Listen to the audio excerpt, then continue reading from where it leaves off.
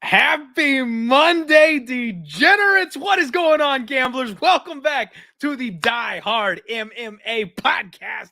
I'm your host, as always, your boy Clint, rocking from a new home. This is Home of Fight, and it's the first episode of the Die Hard MMA podcast on the platform. I could not be more excited to be here with you guys. And the biggest part, the number one thing that I am excited for right now, is I got my chat back. I got everybody in the chat. I see all of you. I see everybody in here hanging out. I'm going to have to switch glasses, though. The intro is cool for the, I need the big old shiny glasses for my fun intro, but I need to be able to read your beautiful names. Dix Insider, Grateful Dude, my man Dream, Mushroom in the house, BGO, Joe is in here. We got Sean D back. Chris Curiosity, Nathan Robinson, Signed Collectibles is hanging out. Bufo on the beat. What's going on, everybody? It is so nice to see all of you back and hanging out in my chat. I got to tell you guys, love absolutely everything that Pub did for me. Owe them an absolute mountain of credit. I have not a bad thing to say, but I missed my chat. That was the one thing. When the chat got taken, I was not a happy camper, and I am so excited to have all you guys back. I know we're going to have to deal with the stray hater every once in a while in the chat, but it comes with the territory, and it wouldn't be MMA without just a little bit of toxicity. So I'm here for it. Let's go, baby. How is everybody doing this evening? First and foremost, you guys know, first show on the new channel. I need you to light the algorithm up. I need every single one of you to hit the like button for me. Please subscribe here on the Home of Fight YouTube channel if you haven't already. And any shares we can get on other social media platforms, especially for the next couple of weeks, are going to be massively appreciated. We are going to miss out on people who are used to being here with us on Monday that for whatever reason can't figure out the internet and just won't be able to find us. That's where you guys come in. We got to light it up, and we got to let them know we're here and let them know we're live, especially because we're talking UFC 299. We're coming off a nice, big, fat, juicy win. I had to fire a couple of live bet bullets to get there, but we got it done nonetheless. Plus 6.32 units last week. That's why we're rocking the baby blues. We got the money chain and the hat to go with it. So we're feeling good. 2-fight win streak. We're coming right on back. And I have an expert today. I've got somebody who's very close and dear to my heart, a man I love more than cake, who's going to join us to break down this epic card, one of the best bar none gamblers I've ever met in my entire life. My guy Jay from the Sports Cake joins us today. And not only did I have a winning day on Saturday, Jay, but I tailed my man in NASCAR on the old left-hand turns, and he piled up some extra cash for me. And I keep telling you guys to follow him because he's a gold mine, especially during NASCAR season, and he did it again. Jay, what is up, my dude? How you doing today? There's no way I'm going to be able to live up to that intro, but I love you. I appreciate it. Great to be here. We always, for some reason, miss each other with family situations, but we're here. We made it. Let's get this out of the way. I broke my glasses yesterday. If you're looking at me and you're like, why does this kid have one arm on his glasses? It's because I like Clint so much that I decided to not go get my new glasses today. I broke down the card for 12 hours today. And yeah, we're here. I'm going to make a fool out of myself, but I don't care because I'm here, man. I appreciate the dedication. Yeah, of course. How you been, buddy? That is what's going on, man. I am so pumped up, everybody. UFC 299, there's been a debate going on, man. Which card is better, UFC 299 or UFC 300? It's kind of insane, right? The UFC is looking to stack 300 as much as they possibly can, and we still can't figure out which one's better. So, like, we're spoiled. We are absolutely spoiled for choice right now. The next couple of cards are just going to be absolutely epic, especially these big pay-per-views. How'd you end up doing last week? We made like 6.7 units on Saturday, and we made 11 and a half on the weekend. So it was solid. It was pretty good. UFC treated us well. Urseg KO in 2 or 3. Hell yeah.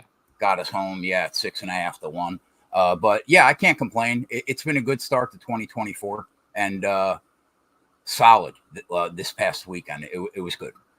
Gotta love it, man. Absolutely. The old Vitor Petrino and Ursig parlay came home for me, and then we ended the night on a good note, man. I told everybody that I was going to be on the Jairzinho side, but I was waiting to live bet it because if Godziev was going to win, he was going to need to kind of blow over him in round 1. So I got plus 200 on Jairzinho live going into the second round, and I hope everybody listened to me with that live bet plan because it worked out perfectly. And Keg, I got to tell you, man, I'm a little upset with myself because I called a 30 to 1 on the undefeated post weigh-in show on Friday last week. I called the Jairzinho TKO round 3, round 4, round 5 shots, and then for some reason decided not to actually bet them and just went with the live betting approach. But I'm happy because the amount of people that tweeted at me online afterward that said that they heard and played, I couldn't be more stoked for the people that went ahead and took that shot, even though I couldn't find my balls to do it. So it was a good weekend, man. Got a little bit hurt by both Mokaev and Umar not being 100% going into their fights. Had inside the distance on both of those guys, but I think I only got one fight wrong last week as far as picking the winner of the fight goes. And even though I got that one fight wrong, I got in at plus 600 on Ayman Zahavi live, which was madness. I was just going to say to you, obviously, if you know who I am, you know that we're live like 25 hours a week, live betting. And I was just going to say to you, you know who the real hero was on Saturday? Ayman Zahavi, because within 1 minute of you betting him at 6 to 1, we got on him at like 5.5 to 1 on the live show because the line didn't make sense at that point. It made no sense. None. Right. So I'm with you there. Zahavi treated us well. We also got on Rosenstruck live, so I was with you there. And same thing, Mokaev not finishing, Umar not finishing, cost us a little bit of money, but all in all, can't complain. Now, I do have to just for a second, though, Keg, I'm so happy. I lost money that Umar didn't finish, right? I did. I took a hit.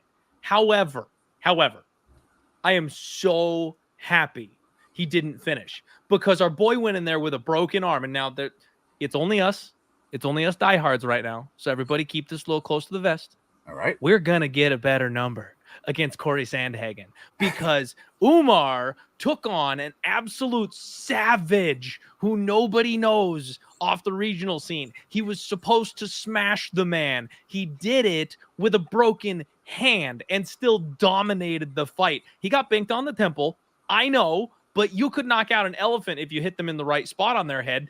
He got clipped, he recovered and dominated, but everyone is going to see that.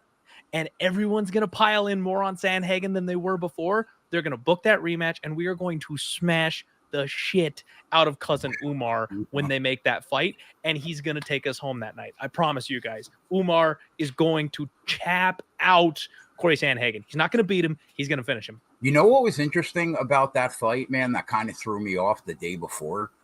Like, I was seeing a lot of people talking about, like, is his opponent a fraud?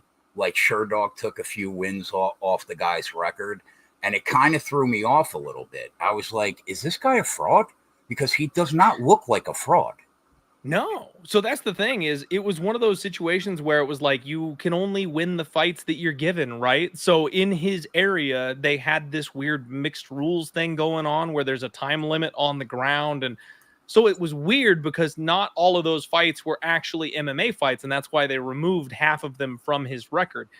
but that doesn't make him a bad fighter. He's still 11-1, now 11-2 in true mixed martial arts, but I think of it as like an amateur career. It's like he's got another 10 fights under his belt that are not on his actual record. So people are going to see him as a bum. People are going to see him as a fraud.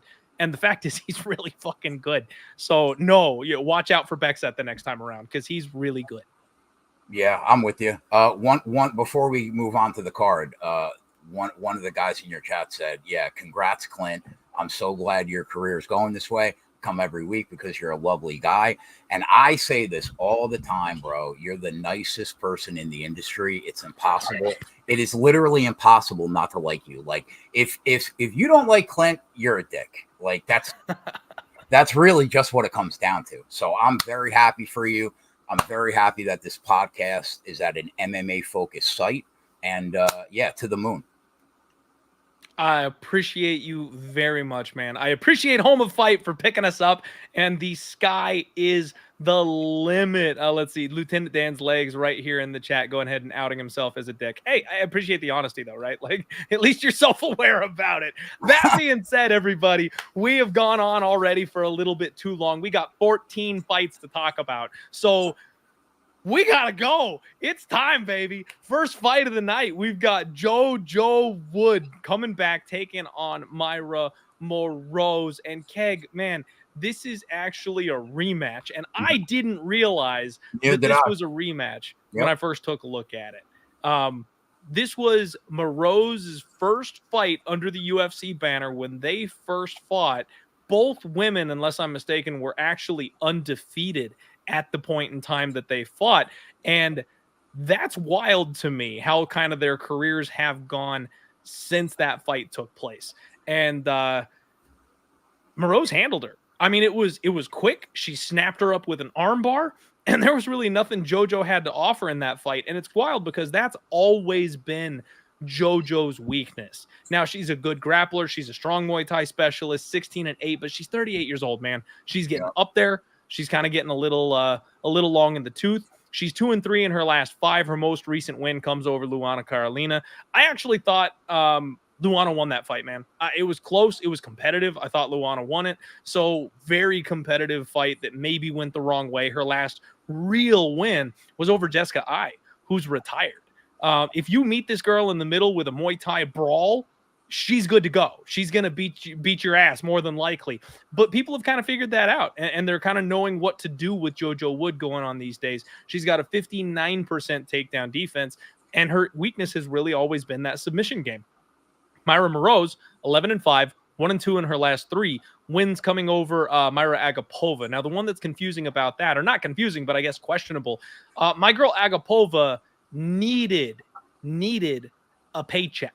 She's out with a bad injury, and she's been gone for like 2 years trying to recover from this thing. She's picked up being a tattoo artist since then because she hasn't been able to recover to get back to fighting. And Moroz immediately took her down, tapped her out, no problem. So one of those wins where it's like, congratulations, we all knew she was going to submit her within a minute because Agapova was not 100%. She needed a paycheck, and she can't grapple yet. So not really anything you can pull from that fight.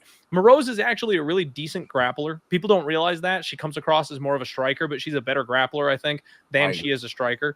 Good cage control, very physically strong, good submission offense. She's aggressive off of her back, so even if you get on top of her, like the armbar with JoJo, she jumped guard for that one.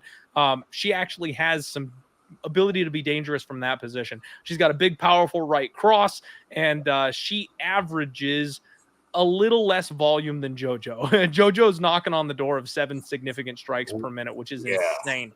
Moroz averages about 4.15 significant strikes per minute. So when they're on the feet at range, JoJo's definitely going to be the more active woman. However, Moroz is younger.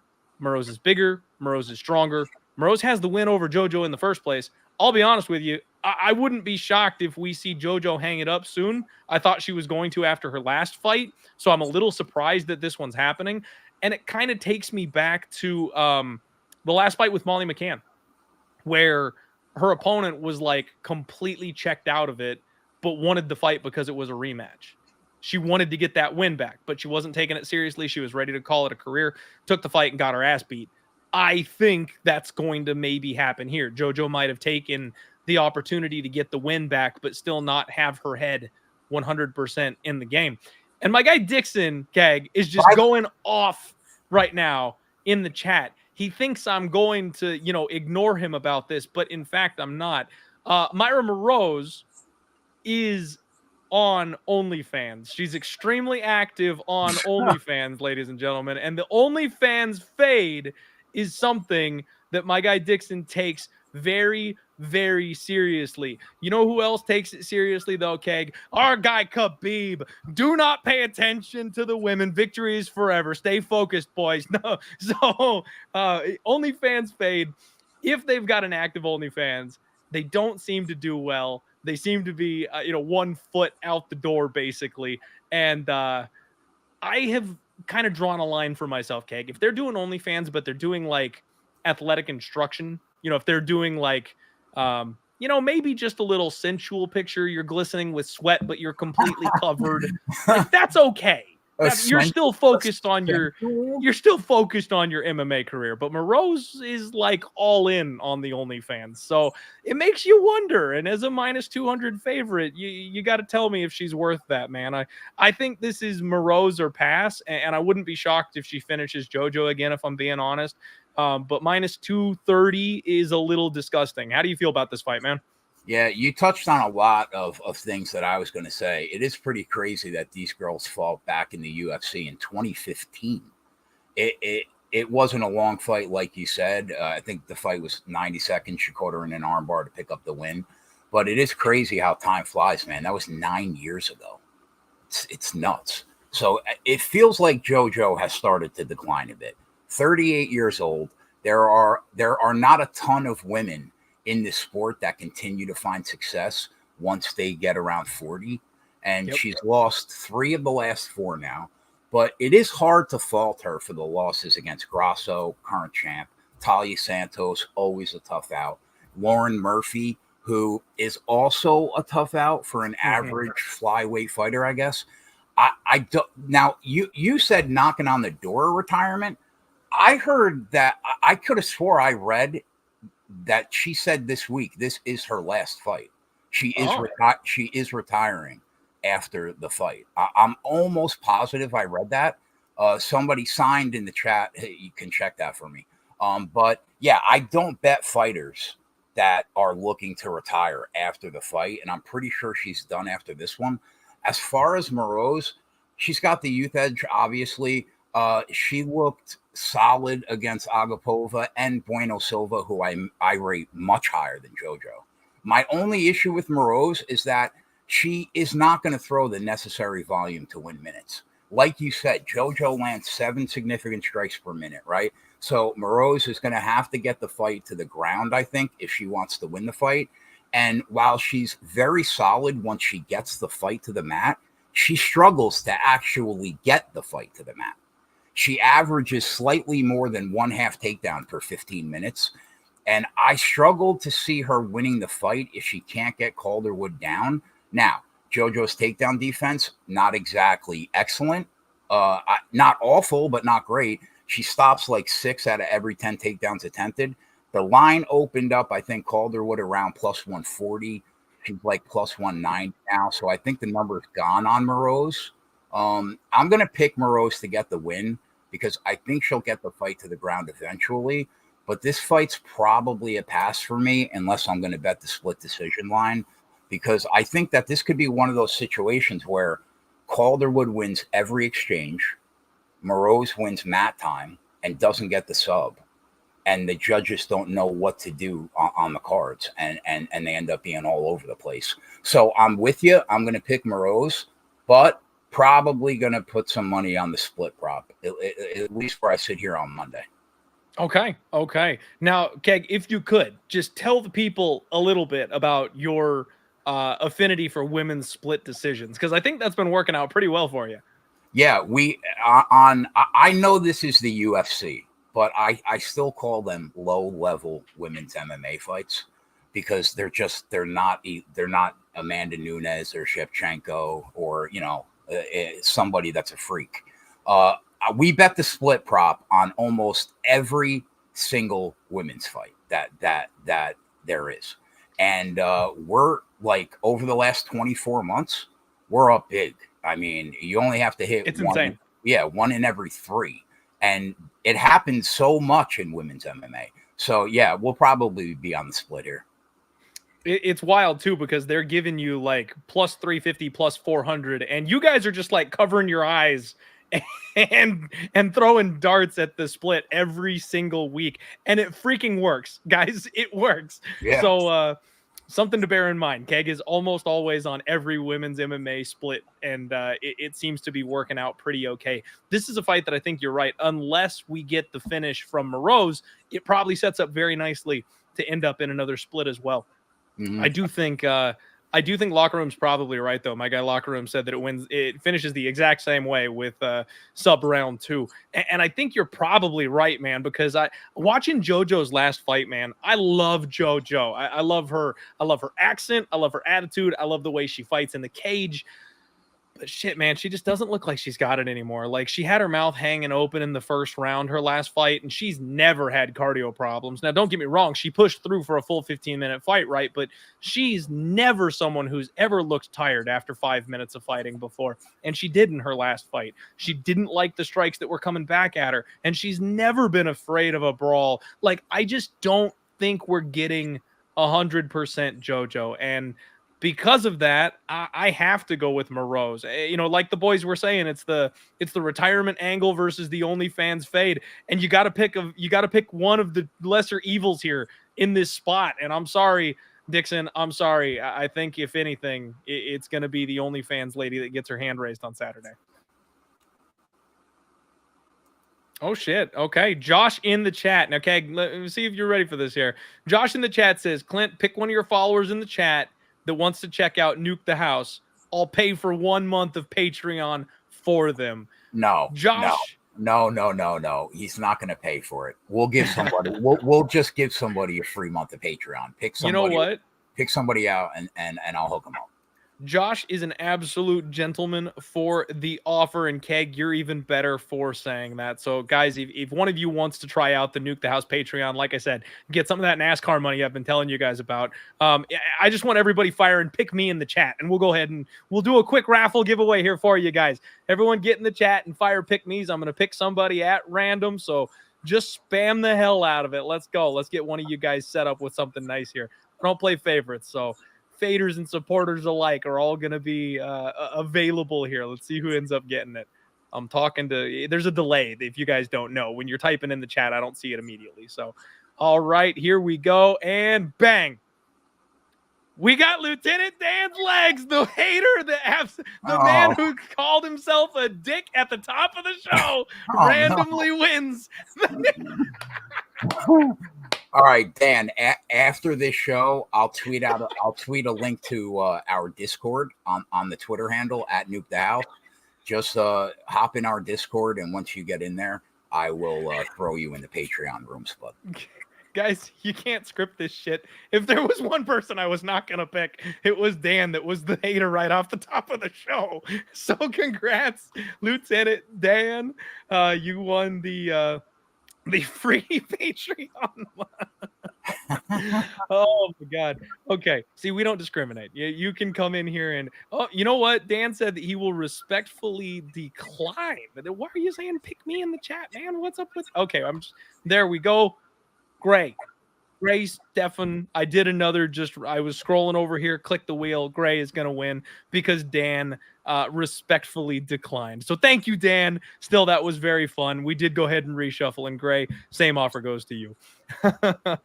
So maybe you're not such an asshole, Lieutenant Dan. Maybe you're not after all. There's a little bit of goodness buried there in your heart somewhere. All right. Next fight up, everybody. We have got CJ Vergara taking on Asu Almabaev. And Keg, I've got a real colorful history with my guy CJ Vergara. He's an Arizona boy, and I've actually gone to war with him on more than one occasion. He's been good to me. He's always very underrated. He's always an underdog. And I'll be honest with you, man, it feels like he's overachieving. 12-4-1.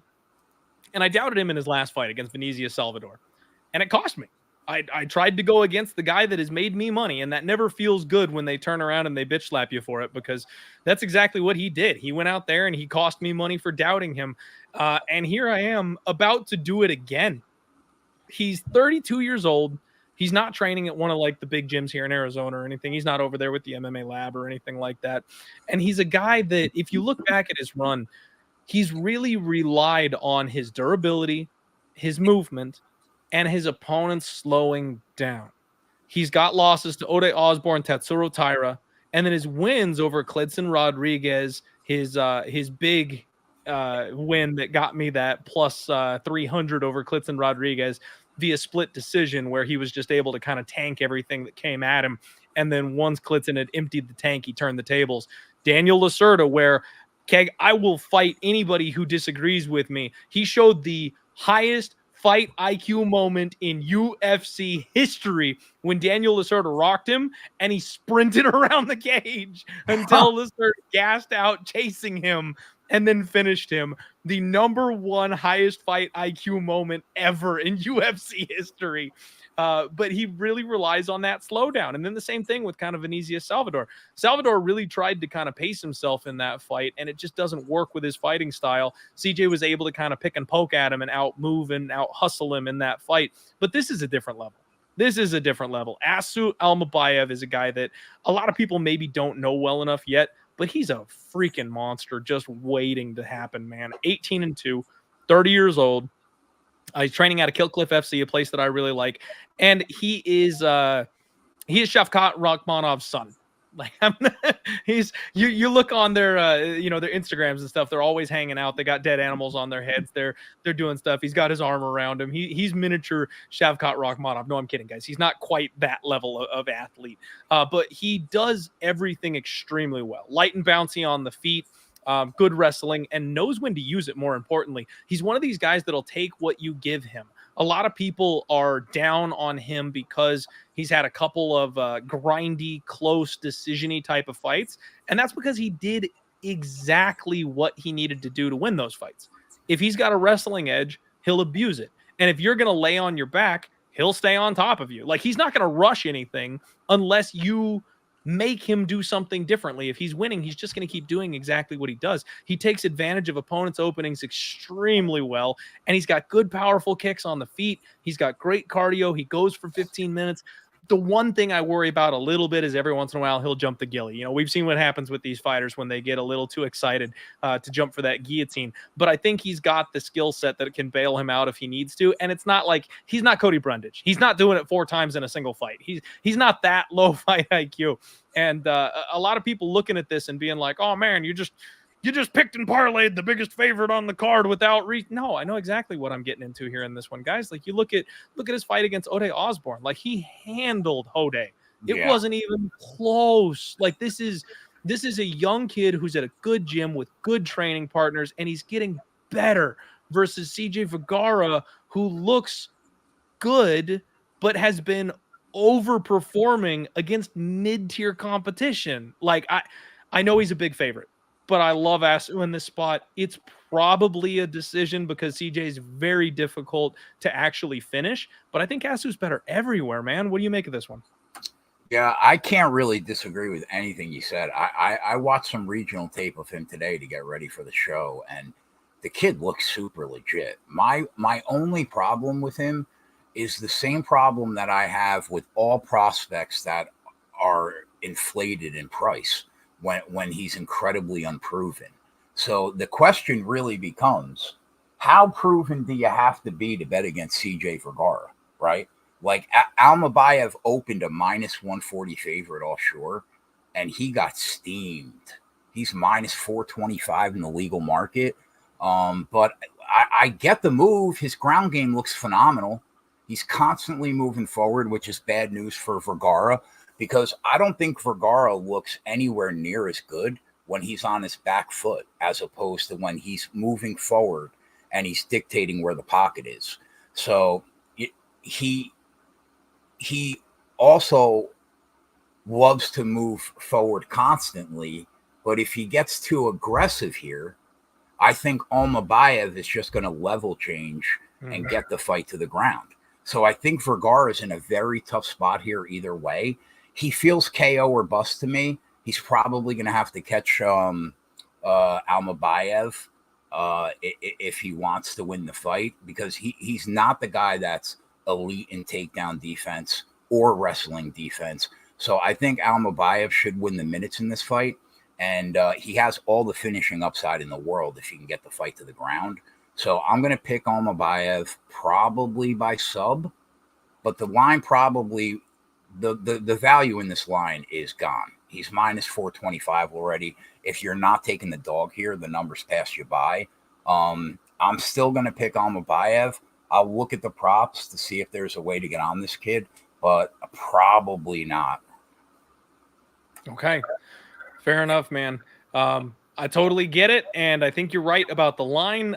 It's a little gross laying this much chalk on him, but it's one of those just win plays. You know what I mean? It's one of those ones where if I could have got him at minus 150, it would have been a max bet by itself. Like, this kid absolutely is the favorite. And what's CJ's path to victory here? A greasy split decision? Like, where does he beat this guy? I don't think he could win the minutes, man. I don't even think he could win a decision here. And at the UFC level, CJ has proven that he's not really much of a finisher. Like I said, Daniel Lacerda completely exhausted. Like, that's the only reason that he was able to get him out of there. And we've seen that before. Lacerda loses by finish to everybody. So, yeah, he's not finishing this kid. And I do not believe that he's going to be able to win minutes against him. Worst case, I feel like, is 29-28 for Asu. So, in my opinion, worth being a parlay piece and is in a 7-unit max bet. Everybody, you guys know me.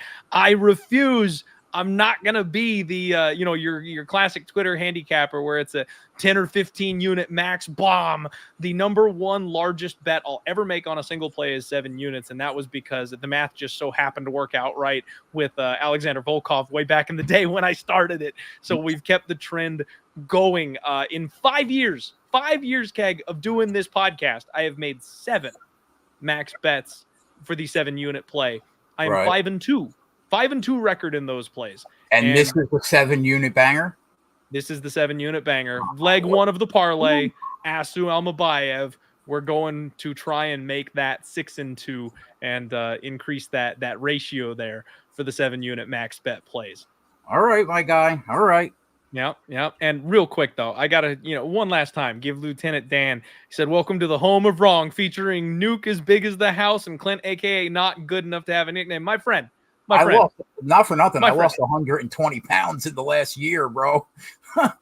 First off, my man is doing a great job on his weight loss journey, but how dare you? How dare you? No nickname. I am the dog hunter. I am the long shot savant. I am the prince of props. No nickname, my ass, baby. Parlay King. Call me the crazy capper. I got the tinfoil hat. Undefeated post weigh-in show. Home of the Die Hard MMA podcast. I'm your host, and I've got more nicknames than I can count, baby. Apollo Creed wishes he had as many nicknames as I do. Get it straight in the chat. Let's go.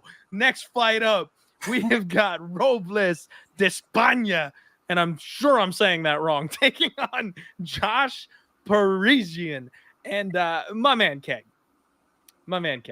And Clintus Duplessis. Thank you, Ethan. Yes, we got another one. I like that. That's one of my favorites. I forgot about that one. Thank you, Ethan. No, man, you're not going to have to wait long. I am opening and closing that 2-leg max bet parlay right here and right now. Now, I do not bet UFC newcomers. I do not bet people who have poor or small records. I do not bet low-level heavyweights. These are all the rules that we've laid out over the last 5 years for you guys to make sure you're making good betting decisions. And I'm breaking them all on this max bet. Robelis is 4-0 undefeated, 35 years old. And everyone is going, Clint, what are you thinking? Laying a max bet on this man. Well, let me tell you about Robelis. This man is a bronze medalist in Taekwondo. Not wrestling, mind you, Taekwondo. So it's not like he's got the Cejudo thing going on. His last 3 fights, he won in a combined 19 seconds. So you may be like, oh, that's even worse. We don't know what he looks like when he gets extended past 5 seconds in a fight. And you know what? That might be right. However, guys, this man is an Olympian. At 35 years old, he's kicking things above his head that I couldn't jump to touch with my arm. Like the insane athleticism and flexibility of this human being, it's off the charts. And the difference between him and his opponent, Josh Parisian, who is 15-7, 2-4 in his last 6, and barely hanging on to UFC roster slot, is absolutely insane. This guy's got big, long, lanky arms, and he hits people at weird angles with them because you don't see the looping punches coming with how long and gangly those things are. He's got a 7-inch reach advantage in this spot. And like I mentioned, he's a raw physical freak. He's also being put on this card, I believe. You know, Florida's got a giant Cuban population. This guy is a Cuban legend. That's the reason he's here, to hang out and show off in his UFC fight. And I want to just, it's not a 1-to-1 ratio, but when Alex Pereira got brought over to the UFC, it's because they couldn't get fights for him. He was 3-1. He was 3-1 when he got to the UFC, and look what he's done. Now, this guy is not Alex Pereira. I'm not saying he's Alex Pereira, but he's 4-0, and he belongs in the UFC because he's a lifelong combatant. That type of experience makes up for the 4-1 record. And he's taking on an old Josh Parisian, so it's not like I'm worried about the 35 years old, because Josh Parisian's 34 himself. Like, this is a absolute sacrifice, you guys. I can't believe people are absolutely actually trying to make an argument for Josh Parisian in this fight, because I simply don't see it, Keg. We are anchoring the 7-unit max bet parlay with Robelis. I got minus 179, so it's 7 units to win like 3.91 units or something like that. But that's my big parlay for the week. It's these two favorites, and I have a hard time seeing Robelis do anything except bury Josh Parisian within 2 minutes. So I did not know who this guy was prior to this week, right? And then when I saw his tape, I thought it was AI generated, like it wasn't real. 6'7", 87-inch reach, bro. He's literally a walking freak show.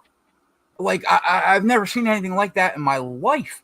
Like I watched most of his fights at Fury, and all I can say is Jesus Christ.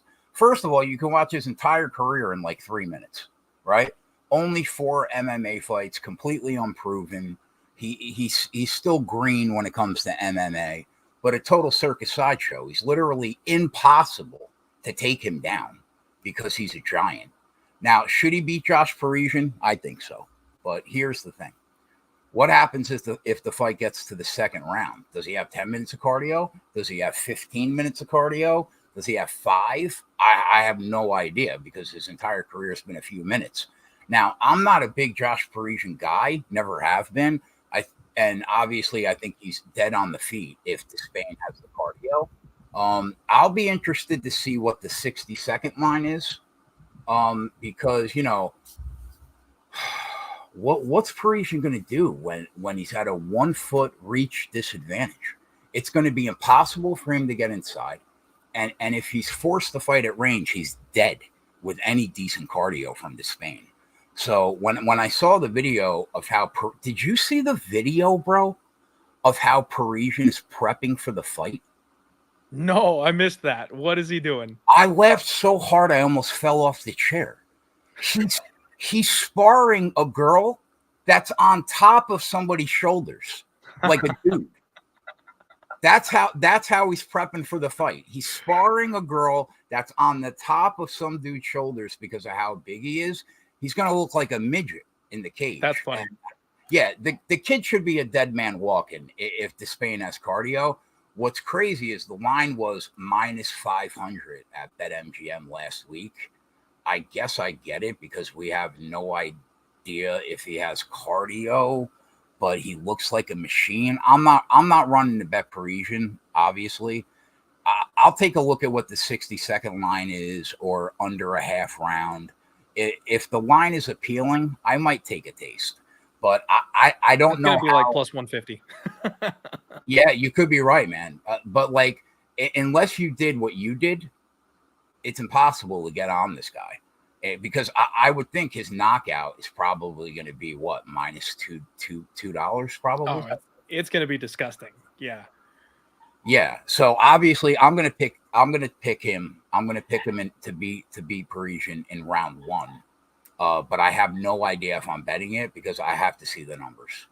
I hear you. Man. And that makes sense. I'm taking a little bit of a leap of faith, guys. And I hate doing that because you're betting on something that you haven't actually seen with your own 2 eyes. But I mean, freak of nature, gotta be on the good stuff, literal Olympian. That's more than anything Josh Parisian has ever been.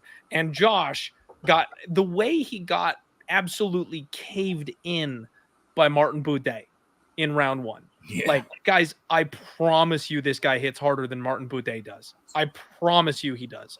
And Josh fell over. He wanted nothing to do with that. And that, I know MMA math doesn't work, but we just saw the guy that caved in, Martin Buday, get caved in by a real UFC fighter. So, like, again, MMA math does not work, but we're seeing the levels here. Josh Parisian is scraping the bottom of the barrel in the UFC. His only wins, guys, are against Alan Boudreaux and Roque Martinez. The Martinez fight came via split decision, by the way. Like, neither of those guys belong in the UFC at this stage of their lives. Mm-hmm. In fact, neither of them are in the UFC at this stage of their lives.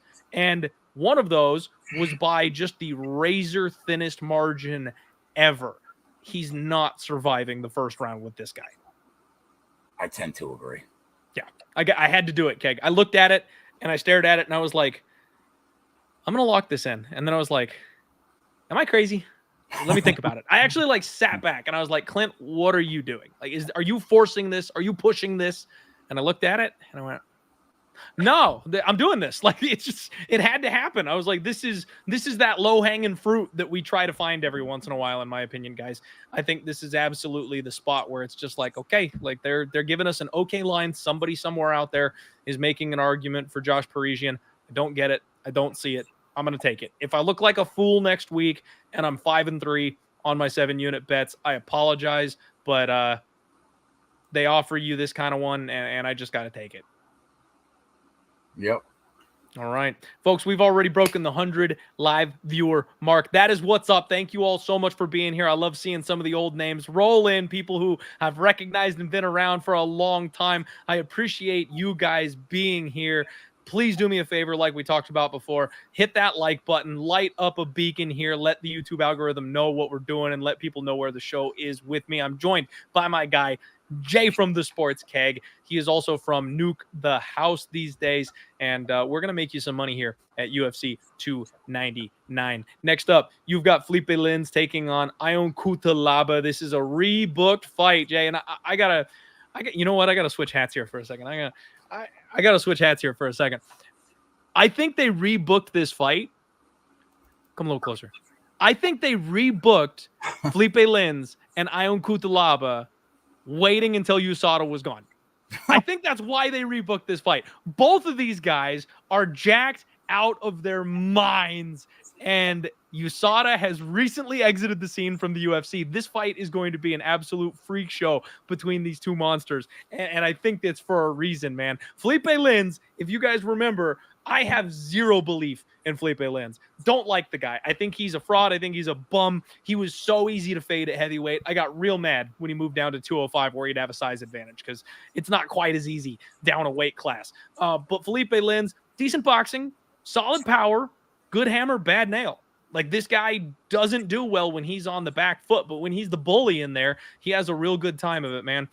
He's a guy that got popped for steroids once he got over from winning the PFL $1 million tournament, and he was ass as soon as USADA got their hands on him because he did not have the magic juice that Paulo Costa somehow manages to squeeze by the drug testing. Ion Cutelaba, he's a guy who you could say some similar things about, man. He's a middle of the road type of fighter at this stage, I think, but definitely a fun guy to watch. He's training at Extreme Couture, 30 years old. He's going to be 8 years younger. I believe Philipe Lins is 38 years old. The problem with me with Ion Cutelaba is the IQ, man. You cannot trust this guy. He's a meme machine waiting to happen. You remember he got disqualified, or they thought he got knocked out when he was fighting Magomed Ankalaev the first time because he faked like he was hurt so well. The ref in the cage actually thought he was hurt. Like, that's the kind of shit that this guy pulls. So you can't trust Ion Cutelaba. It's so hard to put your money on him. However, peep his Instagram, guys. Ion Cutelaba is always in great shape, but I saw two things. One, he's in better shape almost than you ever see him, which lends to my point starting the show. I think he might be back on the good stuff. And then number two, he's posting his old photos of when he was the Hulk. We're talking head to toe green for like the weigh-ins. If my guy Ion Cutelaba is bringing back the Hulk persona, I want to be with him for that rampage, man. You've got two guys that are both untrustworthy, two guys who are good hammers and bad nails, and we've got a damn near pick'em price tag, Keg. You've got to talk to me on this fight, because I feel like I'm flipping coins here. If I got to go with somebody, I'm going to take the younger, more powerful grappler. I'll take the plus money on Ion Cutelaba, which, by the way, appears to have dried up. Ion Cutelaba is now minus 130. Philipe Lins plus 110 as the ever so slight underdog here in this spot. What do you make of this fight, man? So where right now he's minus 130 in the legal market, because I was looking at a few sites today and I could not find a line on him. I'm seeing minus 130 on DraftKings as we speak. Okay. For Ion Cutelaba. Okay. That makes sense, because that's where the line closed the first time they booked it. So, listen, he really needed that win, Cutelaba, against Tanner Boser, to kind of right the ship after dropping 3 straight. But, you know, it was Spann, Walker, Kennedy, Nishchukwu. They're not terrible. So, like, we know what Cutelaba is. Carries power on the feet. Hand speed isn't terrible in the pocket for the weight class. We know he has a ground game and he can wrestle. He's only 29 years old, even though he feels like he's been around forever. And his two issues to me are, one, I thought you nailed it with he's got pathetic fight IQ. I couldn't agree more. Two, his gas tank, man. He slows down in fights, especially in the third round. And at the end of the day, like, do you trust Cutelaba after what we've seen from him since the pandemic? I don't feel great about him. That's for sure. What's he, 2-5 his last 7? Like, I just don't know if we can trust him. And then, like, on the other side, Lins, I guess he's had a bit of a resurgence, right? 37, 38 years old. You can't fault him for who he's fighting. It's not like he picked Prakniau, Grishin, and OSP, but he beat them all, right? So I feel like Lins's cardio has improved the older he's gotten, which is weird, but he doesn't do anything that impresses me. That's my problem with that guy. He's not a fast twitch guy. There's no explosion at all, and he's pretty boring and like quasi measured in the cage, and he just gets lulled to sleep, it feels like. But he's not running to finish anybody. His most impressive stat is probably the fact that he's got 100% takedown defense in the UFC. So too often, like, he plays that cage control game, which I'm not a fan of in general. And to be honest, I really don't see myself betting the fight. The original line, like I said, had Cutelaba around minus 130. That's where it is now.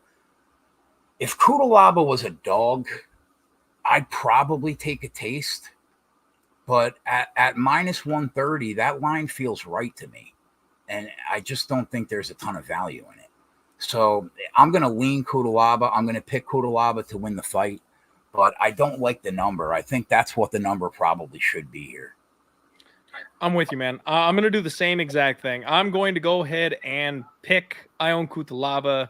I am not going to be betting this fight at a pick'em because, as you guys know, those of you who have been with me for a little while, right, we might be reaching some new viewers here, but the old viewers know I'm trying to stop flipping coins, man. There's too many times where I would just steer straight on into the variance and be like, minus 110, sure, let's bet it. Like, we want to actually have at least a little bit of a perceived edge. The edge doesn't always exist, but at least we think we have an edge when we make a bet at this price range, and I don't have that here. I think this is one where the line is minus 110 for a reason. You're going to see one of these guys potentially look minus 500, but it could be either one of them. Like Lins could catch this guy coming in for a takedown, and Ion's just out cold on the canvas in 30 seconds.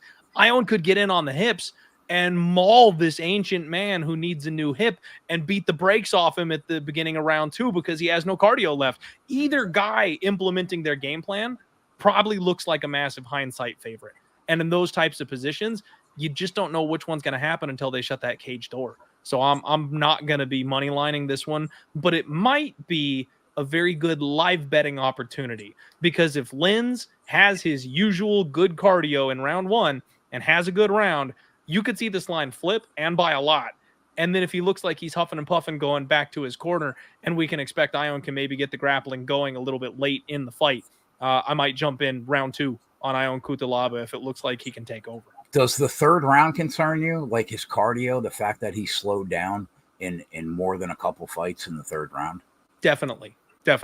But I actually think Lins has done the same thing. And if Ion is in the third round, it means he's wrestling. I don't see how Ion is standing with Philipe Lins for 15 minutes. I don't think he'd be able to survive the bombs coming his way if that's the fight that we get. So yeah, I mean, if it gets to the third round, honestly, I think Cutelaba is probably a real big favorite by that point, because he's got the grappling going and he's getting top position with it. I'll buy that. Yeah, I think Lins is going to knock Ion Cutelaba out relatively early, round 1, round 2, if he does, and then I could see Ion grinding his way to a victory the way Jailton Almeida did, where he's taking on a guy much bigger than him, so he has to just kind of sit on him. And maybe get a late finish. So I wouldn't mind like a round 3 sprinkle on Cutelaba. I don't mind Cutelaba decision, but it's a very, very hairy fight that could go a lot of different ways. I don't like it from a betting perspective. Very much high on it from an entertainment perspective. Yeah, I don't disagree with that. All right. Lando liking the Cutelaba money line and decision prop. And that decision prop probably very juicy. I don't mind that whatsoever. My guy Dumpy here in the chat saying Cutelaba stinks after round 1. Going to live bet Lins. Going head-to-head with me, Dumpy, you son of a bitch. I'm saying after round 1, you live bet Cutelaba. Get it straight. Shout out to my guy Dumpy. It's all love. He knows. All right. Next up, we've got Michel Pereira, my fitness consigliere, Michel. He's taking on Michal Oleksiejczuk, which is an absolute mouthful, but I've practiced. I can actually say that one right. Eat it, haters. This fight, man, much like the last one, so many stinking questions. First off, I will never forgive Stephen Wonderboy Thompson for not taking the fight when Michel Pereira missed weight. Keg, I was going to make so much money on that knockout prop. They were setting him up, and I wish he would have just taken the shot for me, because I would have cashed a massive ticket on the knockout prop. But unfortunately, Stephen Thompson didn't get to this point being stupid. There we go. Evan gets it. Nobody makes me bleed my own blood. That was a dodgeball reference for those of you who didn't get it on the Michel line. No, but Michel Pereira, one of the best comedies of all time. All-timer. Absolute all-timer. Great movie. My father-in-law's a cancer survivor, but he's in a wheelchair, so he always does the dodge a wrench, dodge a ball type of lines. I swear to you guys. Okay, you guys got to keep this one under wraps. I'm going to surprise him one of these days. I'm going to go find like a cosplayer, somebody who can do like mesh type stuff. I'm gonna have them like foam cut out a bunch of wrenches, and I'm gonna bring him like a bag of foam wrenches so he can just chuck them at people without actually hurting anybody. Honestly, like Jason Bateman in that movie as like the guy calling the color commentary on the Ocho is some of the greatest one-liners in any movie ever. And what a random role for that to be Jason freaking Bateman. Yeah. Like, you look back, it's nothing like anything he's ever done. It's so his. Are you? I know this is off topic. Are you an Arrested Development fan? Absolutely, love Arrested Development. They don't even know that show exists. Some people, and it's one of the best comedies ever. It's a shame. It's a real shame, man. Arrested Development is so good. If you guys haven't, I think it's on Netflix. Go check out Arrested Development. It's really underrated, really funny. You're right. It's one of those ones where if you've got like a short list of shit people have to see, yeah, that show needs to be on it. 100%. Yeah, I'm with you. Anyway, let me get back to the breakdown because we totally got off topic there. Michel Pereira, 29-11. He's staying at 185, it looks like, which I think makes sense because the dude's 30 years old. And I don't know how he made 170 in the first place, man. He was unreal huge at 170 pounds. No clue how that made sense for him to get there. But he did everything with big explosive movements, wild striker, flying knees, back flips, Superman off the cage. Like, this man did the most insane shit. But at 170 pounds, he didn't have the gas for it, man. His entire style changed. He got over to the UFC, drops a decision to freaking Tristan Connolly of all people, and then slipped up and got DQ'd against Diego Sanchez and went, all right, I can't be doing that shit anymore. So he just completely shut it down and became almost the most boring point striker you've ever seen. Like, he just stopped knocking people out because he was like, I can't run out of gas ever again. So I'm just going to beat people the way I have to so I don't get tired. And now that he's moving up to 185, I just don't know what to expect. Are we going to get the old back-flipping Pereira back because now he's got more gas in the tank? Are we going to keep the point fighting, let me just beat you at the easiest path to victory possible, high IQ Michel Pereira? I don't know what we're getting here. So I've really got to watch this fight and see what he decides to do because completely contrasting styles. Like pre-UFC, current UFC, he's not the same guy, but he's capable of doing both.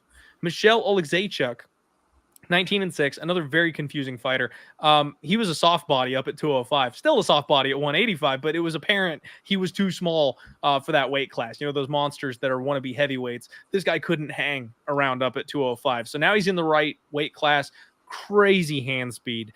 Incredibly aggressive, stays right in your face, gets to work with the boxing, fast, straight punches, and then he'll throw that overhand fastball, man. Like, he goes to crack you right in the jaw, and if you don't know that's coming, it's going to land and it's going to hurt. Like, this guy's got power in his hands, and it's incredibly fun to watch him fight. I'll be honest with you, man. I didn't think he beat Dustin Jacoby. I thought Jacoby deserved the split decision there. And I fully expected Chidi to head kick him into next week, but he beat the brakes off of Chidi and Jaquani in that fight. He's fun, but he's a guy I do not have a good read on. His cardio and his grappling defense is a bit of an issue for him. He does have 4 losses via submission, but Oleksiejczuk, surprisingly, is going to have a 1-inch reach advantage in this fight. And I think that's a big deal because Michel Pereira is used to being the bigger man. He's used to having a size advantage. He's used to having a strength advantage. I don't know if he's going to have those things now at 185 pounds. So I've got too many questions on this fight. I'm picking Pereira. He's a short favorite. He's about minus 150 out there right now. I know some people I respect who are taking the dog shot on Oleksiejczuk, and I totally understand it. But I wouldn't be surprised at all if Pereira pulls out the old wrestling shoes for this fight. And everyone's expecting a stand-up banger, and then he double legs Oleksiejczuk, and we see your classic Oleksiejczuk gas job where he just totally runs out of air. And Pereira ends up beating him in like the second or the third round, TKOs him and gets him out of there. So I could see this fight going either way. It should be fun, but I have too many questions to lay chalk on Pereira, and I don't trust Oleksiejczuk to bet him as a dog. It's another pass for me. What do you make of this one, man? Yeah, Michel Pereira has quietly put together a very solid 4 years. I mean, he has not lost a fight since February 2020. 6 straight wins. Beat Petrosky, Pons, Nico Price. And I think you nailed it, bro. He at 170, he really settled down. Nowhere near as wild as he used to be. He looks like he's taking the fight game more seriously because he's just not fucking around. And you know he's always going to fight for your money. He carries power for the weight class. He throws solid volume. His kicking game is strong. His footwork is strong. And, you know, like his cardio holds up even when it looks like it's not going to. Like sometimes even when he looks like he's dead, he just finds a way to power through. He's probably going to be dancing around the cage because Oleksiejczuk only moves one way, and that's forward. I fully expect him to be walking Pereira down the entire fight. He throws about the same volume as Pereira does, and he has as much, if not more, power in his hands, in my opinion, for sure. His chin, Oleksiejczuk's chin holds up in the pocket. but he does not move his head off the center line ever. And it fucking bugs me out, man. Like, a lot of times his head is just cemented to his neck in exchanges, and eventually it's going to get him in trouble. There hasn't been a ton of line movement in the fight, and I guess that makes sense to me because the fight feels close. Right now on Monday, see, I think that the Pereira that we've seen lately, is going to be the Pereira that we see at 185. I kind of feel like that he's just in that mode of fighting now, and that's probably what you're going to get on Saturday. But I'm going to pick Oleksiejczuk to win the fight. I do worry about Pereira's hand speed in the pocket because he's definitely faster, I think, than Oleksiejczuk is. But on Monday night, I'm going to pick Oleksiejczuk. I don't know if I'll bet him. I'm not sure yet, but I'm going to lean towards him getting the dub. Okay. So a little bit of a disagreement here for us. I'm going to be leaning towards the Pereira side. You're leaning Oleksiejczuk in this spot. And man, I think Londo in the chat has just a good point here. Michal is going to have a hard time tracking down Pereira. And like you said, man, if he does come out with that footwork, point strikey style, cardio has been an issue for Lord Michal a couple of times in the past. So I could absolutely see that being a factor, that if Pereira does keep up what he's been doing, like I mentioned, at 85, he should have more gas in the tank. So if he's able to kind of stick and move and run UFC 299, it's a pay-per-view. We're in the big cage. This is not the Apex, boys. I think Pereira might have a hard time finding him in there, and that could lead to an advantage. It's another spot where I'm going to pick Pereira. I don't know that I'll get there pre-flop, but I definitely might get there live betting. Like, if you start seeing Oleksiejczuk's mouth hanging open, you jump in on Pereira as quick as you can money line, because Pereira is a guy that we know can extend the fight and be strong down the stretch, whereas Oleksiejczuk is a guy who we know can absolutely fail and then gas out and be helpless afterward. So you're probably right. That's probably the move. Considering how close this fight could be, it's probably better to just wait to see if one of these guys gasses out and just hop on the other guy live. That's probably the right call. I think live betting could make guys. I know a lot of people really hate it, man. A lot of people hate talking live bets because they want me to make a pick pre-flop and be 100% correct on every pick pre-flop. Some of these fights are pick 'em for a reason, guys, and sometimes live betting is the strategy. If you don't have the capability of live betting, I totally get the frustration, and that's why I always try to make it clear what side of the fence I'm on beforehand. But I want to give you guys as much information as I can. I want to give you the risks, I want to give you the upside, and then you can make an informed decision with that information yourself if you want to pull a trigger beforehand. But a lot of these really close competitive fights, live betting is such a gift because you can wait and see. Like, I needed to know that Jairzinho was going to be able to stuff a takedown. I needed to know that Giziev, whatever you say, however you say his name, wasn't going to get on top of him and pound his face in before I took the dog shot. As soon as I got that info, bang, we're in on Jairzinho Rosenstrike. It worked out perfectly, and we got a better line. So that's why we do the live betting thing. I try to touch on all aspects for you guys, and sorry if you can't live bet, but sometimes it is optimal. My guy, Jake, in the chat, what's going on? Appreciate it, man. I'm happy to be here with Home of Fight. Let's go. Next fight up, we got Pedro Munhoz taking on Kyler Phillips. Oh man, and Keg, it's just the USADA fight card, man. It's all the people coming out of the woodwork post USADA suspensions, right? Like all these guys that need the extra sauce. Kyler Phillips, they call him the Matrix. He fights out of the MMA lab actually here in Phoenix, and I've never really gotten the buzz on this guy. I mean, like I get it, but it's never caught me. I'm not a big fan of the guy. I feel like he's maybe a little bit above mid. You know what I mean? Like he's a good fighter, don't get me wrong, and it's fun to watch what he does. But the MMA lab has a bit of a bad reputation. I mean, him and Darius Flowers, who fights out of there, they both pop for Osterine, which is very clearly a performance-enhancing drug, which, you know, maybe we should have the attitude of MMA fights are more fun on drugs, so pump them all full like, you know, Bane from Batman and let them get in there and kill each other. Sure, go for it. But, like, not a fan when people pop for the drugs like that. I want a clean sport, etc. But anyway, MMA Lab has a rep of having people that are on the good stuff. And Kyler did not look the same to me coming off of his suspension.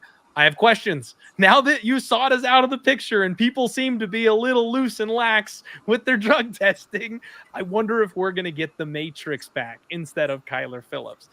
He did what he had to do, man. You watch back that Hani Barcelos fight, and he did exactly what he had to do. It was not an easy fight for him. His mouth was hanging open a little bit, and he's a guy pre-USADA banger that was known for never getting tired.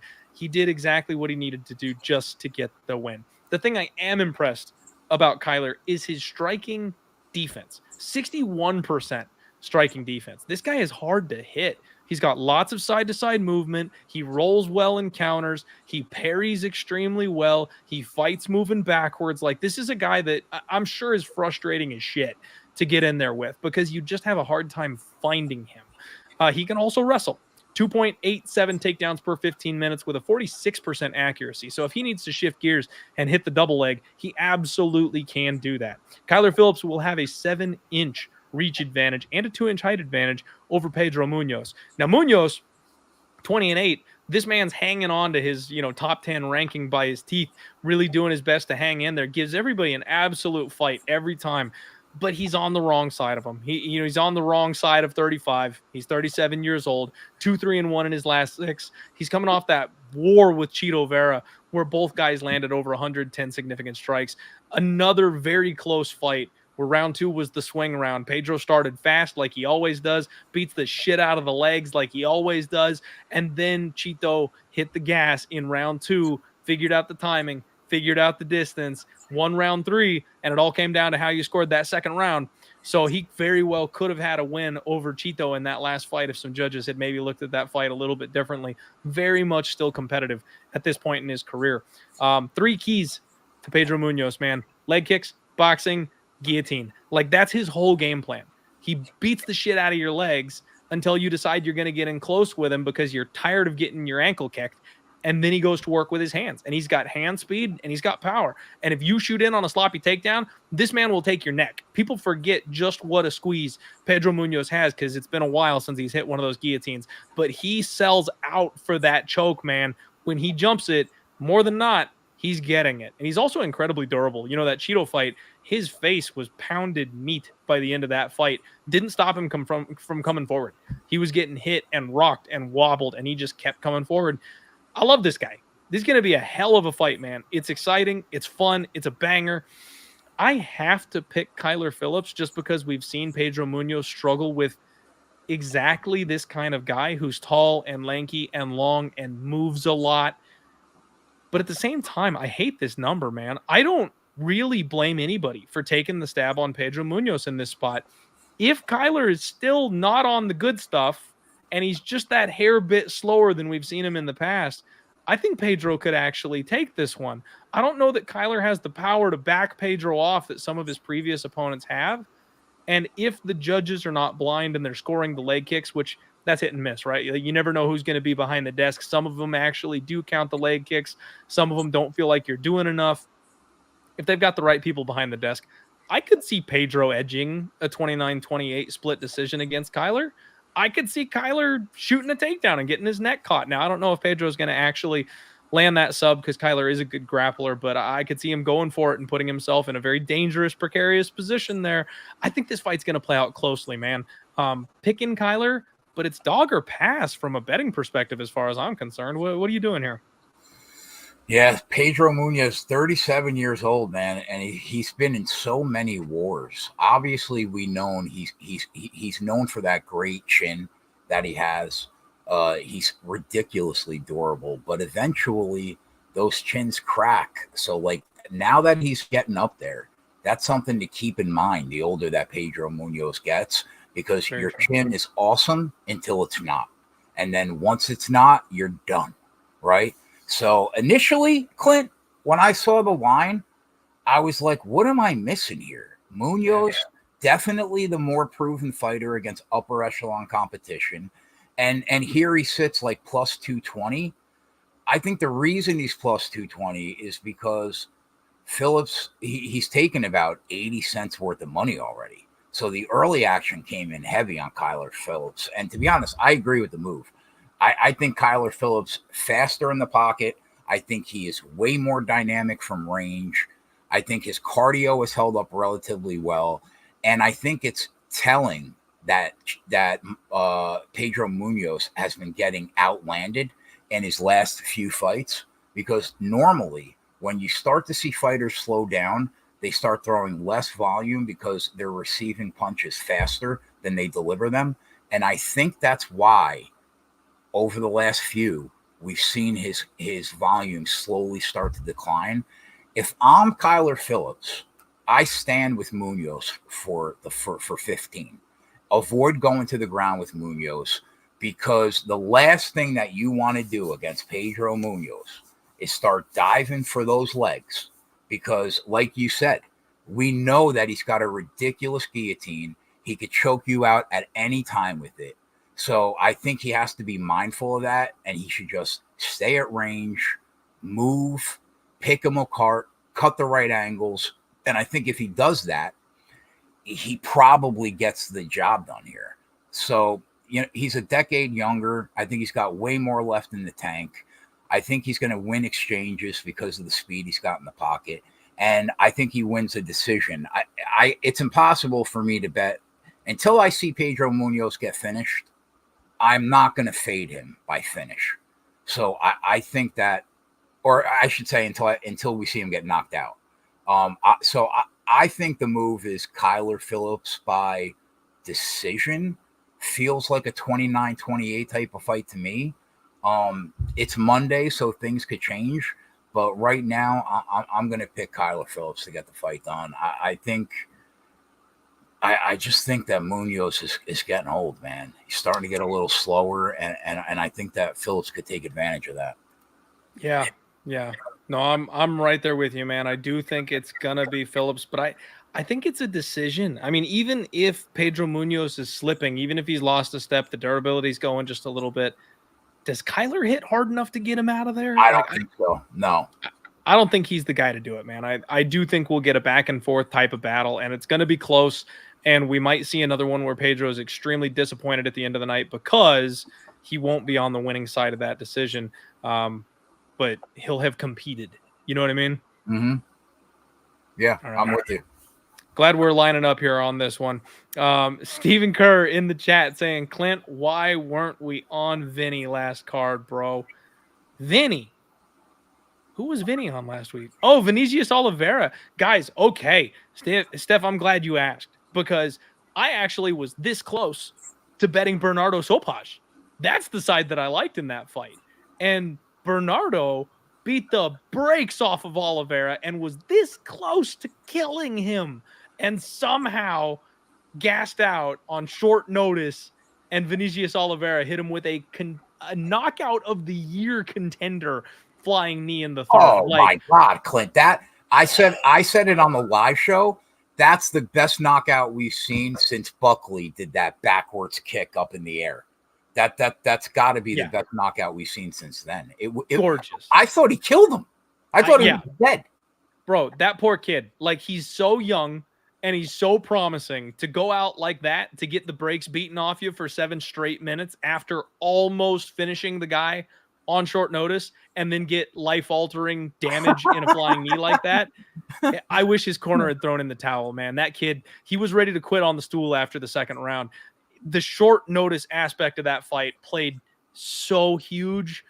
I feel bad for him, but just that was fun that we got the knockout. I'm happy for Vinny. I'm happy the people that made money with Vinny, because I know people in Narco, you guys know Narco. He comes on the podcast every now and again.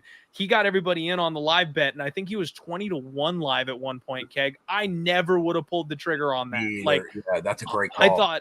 I thought Bernardo was going to beat the guy's face in and just kind of pick up where he left off, but he death gassed because he was on short notice. Not the kid's fault. Props to anybody who made money, but see Joshua right there. Joshua in the chat, he hit the 20-1. Like, my God, man, what a fun comeback for people like you that got in on the live bet there for Vinny. But I was not getting it, man. I thought Vinny was going to gas. You know what I mean? Like, he had that he had that comeback where he kind of turned the tables. And even though Bernardo was obviously not still there the way he was, I didn't think Vinny was going to keep pushing the way he did. I didn't expect him to have that kind of gas. So, man, what a wild fight. I mean, Steph, I'm sorry I let you down. I should have been there somehow on Vinny, but in my opinion, rightfully pick him. Right? You got both guys beating the brakes off of each other, one early, one late. Rightfully a pick him, in my opinion. Yeah, I mean, what a call. I would love to know what he saw when he was 20-1 to make him pull the trigger on that bet. Must have just seen Bernardo slowing down a little bit, I guess. Yeah. I mean, yeah. I Great mean, what call. a wild shot. Congrats, though. My guy Anthony made it live for the show. Thank you for being here. All right, everybody. Real quick, got to shout out the sponsors. As you know, this is home of Fight. We're on all the different platforms. We've got X, Twitter, we've got Instagram. We are obviously on the YouTube channel. Make sure you follow us, Home of Fight. If you guys don't know the brand, you're about to. My guy Matty Betts is right here on the show with me. We've got tons of cappers, and on top of that, we've got awesome fighter support. That's right, Derek Brunson, the man himself. Gilbert Burns, who we'll talk about in a minute, is involved. Like, this is an awesome platform. It's an awesome team. I can't wait to see where we're going to go from here. So make sure you subscribe if you guys haven't already. Let's blow the brakes off of this damn thing. Next up, you've got Spectation Sports. As you guys know, Dana White's Contender Series is massive at the moment, and we can bet on it. So if you want to take a look at these fighters on their regional growth, check out Spectation Sports. Promo code DieHard will get you 20% off your subscription, and then you can watch some of these smaller shows.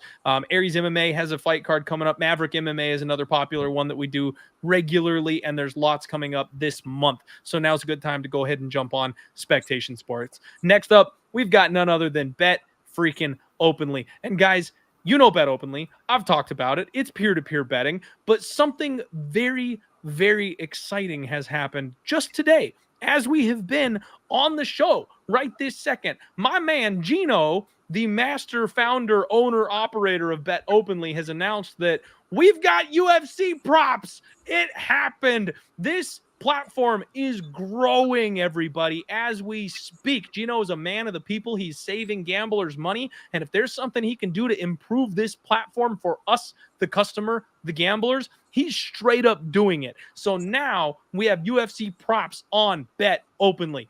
As I mentioned, peer-to-peer betting, so some other actual human being on the other end of the world is going to take your action, and that saves everybody money. 1% juice on everything. Instead of laying minus 125 or minus 110, you're getting plus 100 or plus 105 on every single bet that you make. Get in here, bet with everybody, select your game in here. Let's see what we're talking about the fights. Let's compare numbers here on some of these fights. Look at this. You're saving money, so you're getting a better line on both the favorite side and the dog side of every single bet that you make. So get in here, check it out. It's awesome. Make sure you sign up. I'll go ahead and get a code in the chat there for you guys so you can be part of the movement. Bet Openly is taking over, baby. I'm also joined. Thanks to you. Oh, I'm sorry. I was just going to say thanks to you and Gino. Bet Openly now sponsors our live betting show. So very cool. Hell yeah. Yeah, buddy. The Bet Openly family is growing, baby. My guy Keg on the train. Let's freaking go. I will go ahead and get a code here for you guys in the chat if you want to go ahead and try it out. And honestly, you guys, it's almost a bit of a cheat code because it's a fantasy sports type of thing. It works in some places that don't actually have otherwise legalized gambling. Like I know California, who does not have things like DraftKings, FanDuel, etc. Bet Openly works there. So if you're in one of those types of states where things are kind of borderline, this is going to be something that'll get you over that hump if you want to bet with the rest of us legally. All right. We are joined by my guy, the Sports Keg from Nuke the House. If you guys haven't checked him out, make sure you do. I retweet his shit almost every single week because he's constantly making me money in NASCAR. So thank you for joining us on the show today. This is the home of Fight. We're talking UFC 299, and we're going to get right into the rest of the card here for you guys. Next up, Mateusz Gamrot fights Rafael dos Anjos, and we got another big favorite, Keg. We got another absolutely massive line here in this spot. I got to be honest with you. I feel really bad for Mateusz Gamrot. He got brought in to be the backup for the title. And then they straight up dissed the man by not actually giving him the next title shot. They made him go down and fight once or twice more instead of just giving him the title shot after being the backup and the number one contender. Makes you wonder, right? Like, is he just that boring? Like, the UFC was like, nah, man, like, you don't do any numbers, so we can't really give you the title shot.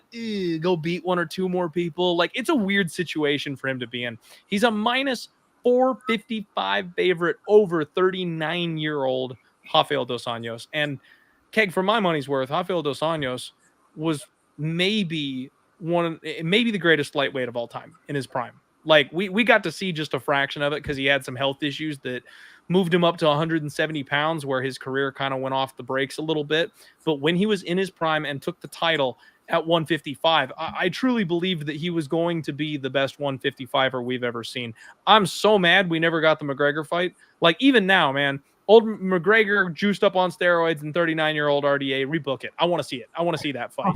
But it's a weird spot because RDA, it comes down to one thing with him these days, is who's the better grappler. Up at 170 pounds, that's the thing he struggled with. Chiesa, Usman, Colby, the guys that beat him were all the guys that could out-grapple him. And even Kevin Lee. Like, Kevin Lee gave him a tough time until he tired out, and then RDA turned the tables on him and choked him out deep in that fight. He's moving back down to 155 pounds. Frankly, that's where he belongs. That's where he's got the most success, but it's such a tough weight cut on him. He's actually bouncing actively between 170 and 155, and at 39, that cannot be good for you. Like, I think he's one of the most skilled fighters we've ever seen. He's crazy well-rounded. He's still got power in his hands. His striking is very controlled. The space management is fantastic. The grappling is solid. But if you can out-muscle him, if you've got just a better underhook than he does, that's all it takes. He's not going to win that fight. He'll get pinned up against the fence. You'll slow him down. He'll be able to get your back, or you'll be able to get his back. The body lock on Mateusz Gamrot is unreal. And the ability for this guy to flow and roll and scramble. In the Arman Tsarukyan fight, man, that was absolutely bonkers what those two guys did. I think this is just a different level of grappling, and I've got a hard time seeing Dos Anjos win this fight. I want to root for him, and when I first looked just surface level at this thing, I actually thought I might bet RDA. I can't do it. I think Gamrot is going to be able to out-hustle him. And because of that, we'll get a very boring 15-minute decision victory for Mateusz Gamrot. And unfortunately, a win there. So I think it's Gamrot by decision, man. I basically agree with everything you just said. God bless RDA, 39 years old. He's still fighting animals at almost 40. And we know that RDA always fights for your money. Like, this seems to be a theme on this card in a few fights. The aging fighter that's been in a ton of wars, and we don't really know what's left in the tank, fighting a guy that's much younger and a beast currently in his prime. So I think this is a very tough spot for RDA. I feel like Gamrot just does everything better than RDA does when it comes to grappling. Mm-hmm. And if that's the case, I feel like RDA is drawn dead. Like, his striking is legit, but like not quite elite. I think Gamrot, like, I love his movement in the cage. I love the fact that he circles away from power often, I think, which is a sign of elite fight IQ. But my issue with him is he throws no volume. 2.5 significant strikes landed per 15 minutes is very low for the weight class. So I fully expect RDA to be winning minutes on the feet. I don't even think it's going to be close. I think that he will win most exchanges.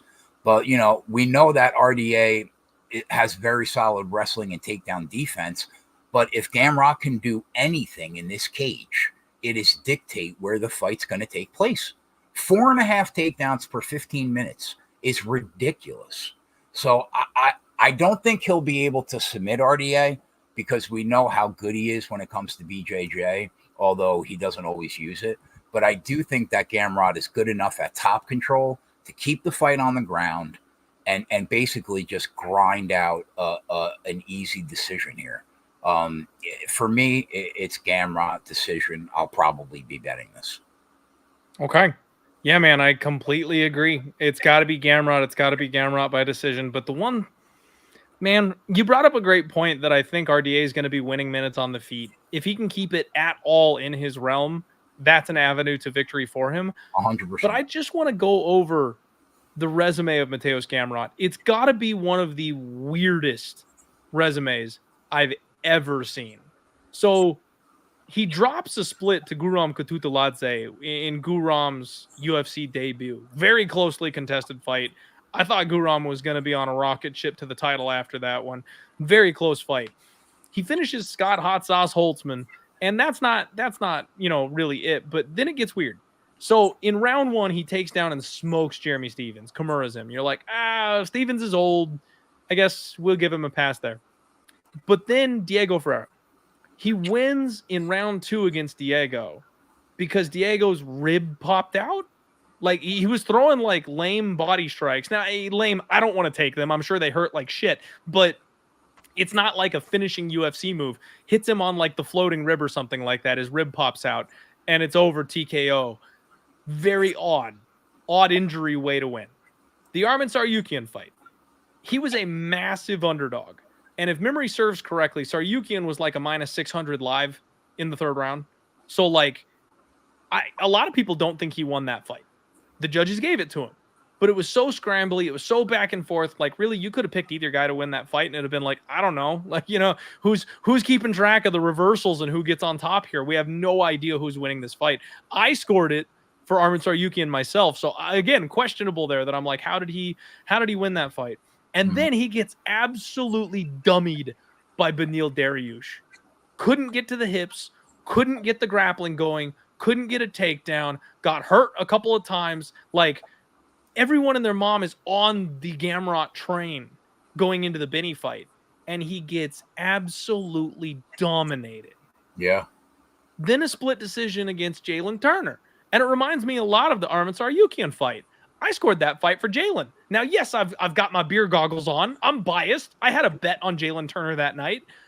But damage over control. That's the way MMA is scored these days, right? The judges threw that shit out the window. Jailton Turner hurt this man and then got held down for a couple minutes, and they gave the split to Gamrot. I think that was a very bad decision, and he should have been on a 2-fight skid. Instead, he gets right on a split decision, and they give him Rafael Fiziev. And then Fiziev has a freak injury. He blows his knee out throwing a front kick. Like, this guy's got 2 TKO victories over guys who have basically been injured, and he's got 2 decision wins over guys that I think he lost against. And then he's got a loss where he got dummied by a guy in Benny who just got absolutely starched. I am not parlaying Mateusz Gamrot, man. There's a very non-zero chance that Mateusz Gamrot is just a little fraudulent coming into this thing. With that kind of a run, he's on what a 6-1 in his last 7 streak, with 4 of those 6 victories being highly questionable. I can't doubt the wrestling. I can't doubt the cardio. All those make sense. But it's dog or pass for me. I'm not trusting this guy because he could be the parlay buster this week if Rafael just has one more good one in him, because Benny did it. You know what I mean? There's a chance those Anjos can do it too. Yeah, I mean, you make an interesting point. Now, one thing you said, the judges are supposed to score damage over position, but they don't always do that. As a matter of fact, like it feels like lately they rarely do it, and they're not rewarding damage as much as they should be. I mean, everything you said, I really can't argue with, but the one thing, like, when the chips are down, who do you think's going to control each other's opponent? Like, I still think Gamrot is going to be able to get him down to the ground. No, I agree. Well, you know what, though? Is he going to get him down, or is he going to pin him against the fence? Because I don't know if he's getting him all the way down. I mean, listen, man, if you don't think he can get him all the way down, I'm telling you, RDA is going to win minutes on the feet. He's the better striker. Are we betting RDA by split? Are we betting RDA by split decision? I mean, I'll take a taste if you're going to bet it. I'll ride it with you, but I have a hard props time. Yet. It still feels like Gamrot decision to me. I agree. Either way, I feel like it's a decision. Unless we get another freak injury, which apparently Gamrot is capable of forcing out of people. I think this thing is going 15 minutes for sure. And I'm probably going to have a taste. I need to see the numbers. But I'll bet you RDA split is going to be something stupid like 20-1. And I might just little sprinkle on that because, yeah, man, this fight, I just don't believe in Gamrot. There's way too many weird circumstances around his last couple of fights. Yeah, fair. All fair points.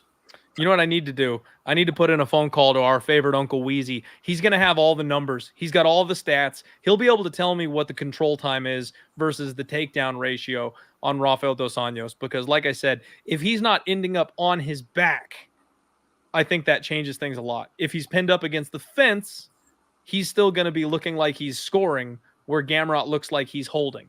And guys, I got to tell you, hey, no.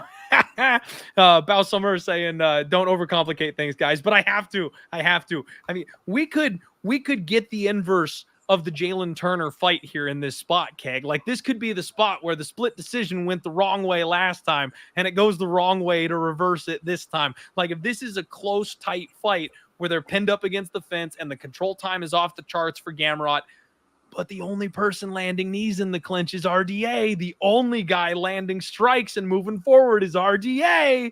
Yeah. The judges might give him that nod. Like, I'm just telling you guys, it's not as clear cut as I think a lot of people are making it. Because if RDA's butt isn't on the floor, Gamrot's not going to look like he's winning those exchanges as confidently as the line would make it seem like he's going to. Definitely food for thought, for sure. Oh, Boof on the beat saying that RDA is this week's Ayman Zahabi. My God. My guy. You know what? Bufo? I'm going to do it. I'm going to fucking do it. Dog of the week, baby. This is the Link Memorial Dog of the Week. We got on track. Loic came through big last week for us, and I'm going for a big one.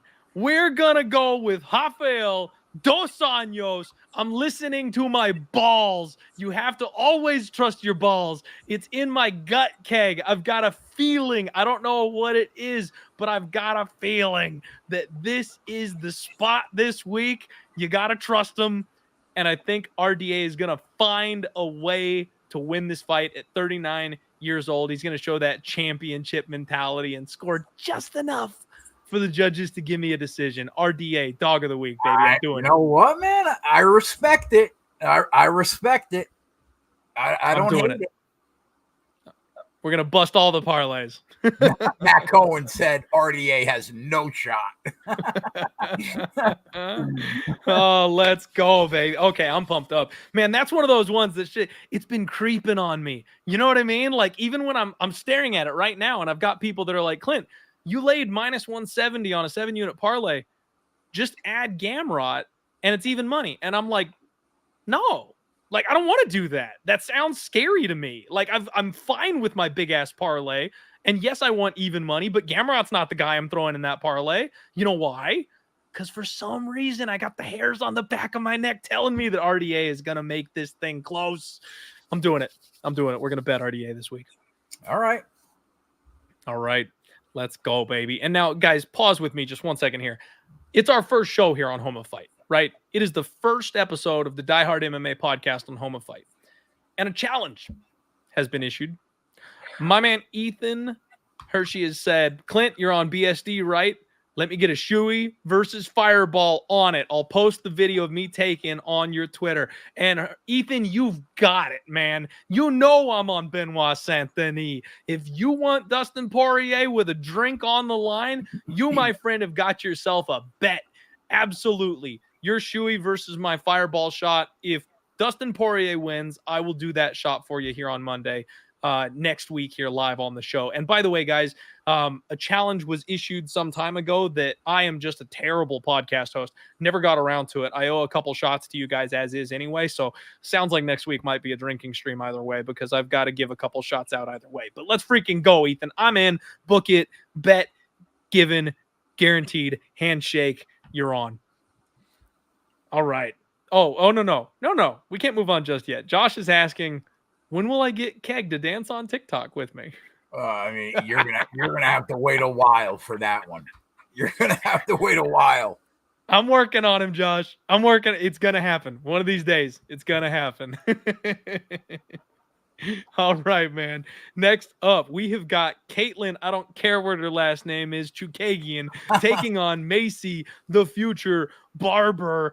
And this fight, man, Keg, have I done myself a 180 here? Oh boy, I was the biggest hater of Maycee Barber.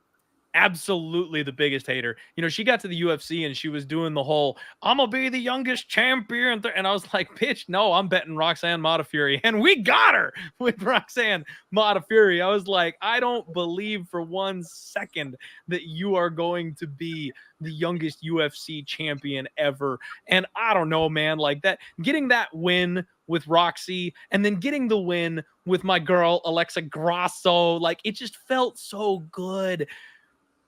And then I faded Miranda Maverick because as much as I wasn't a believer in Maycee, I'm less of a believer in Miranda. And they robbed Miranda blind.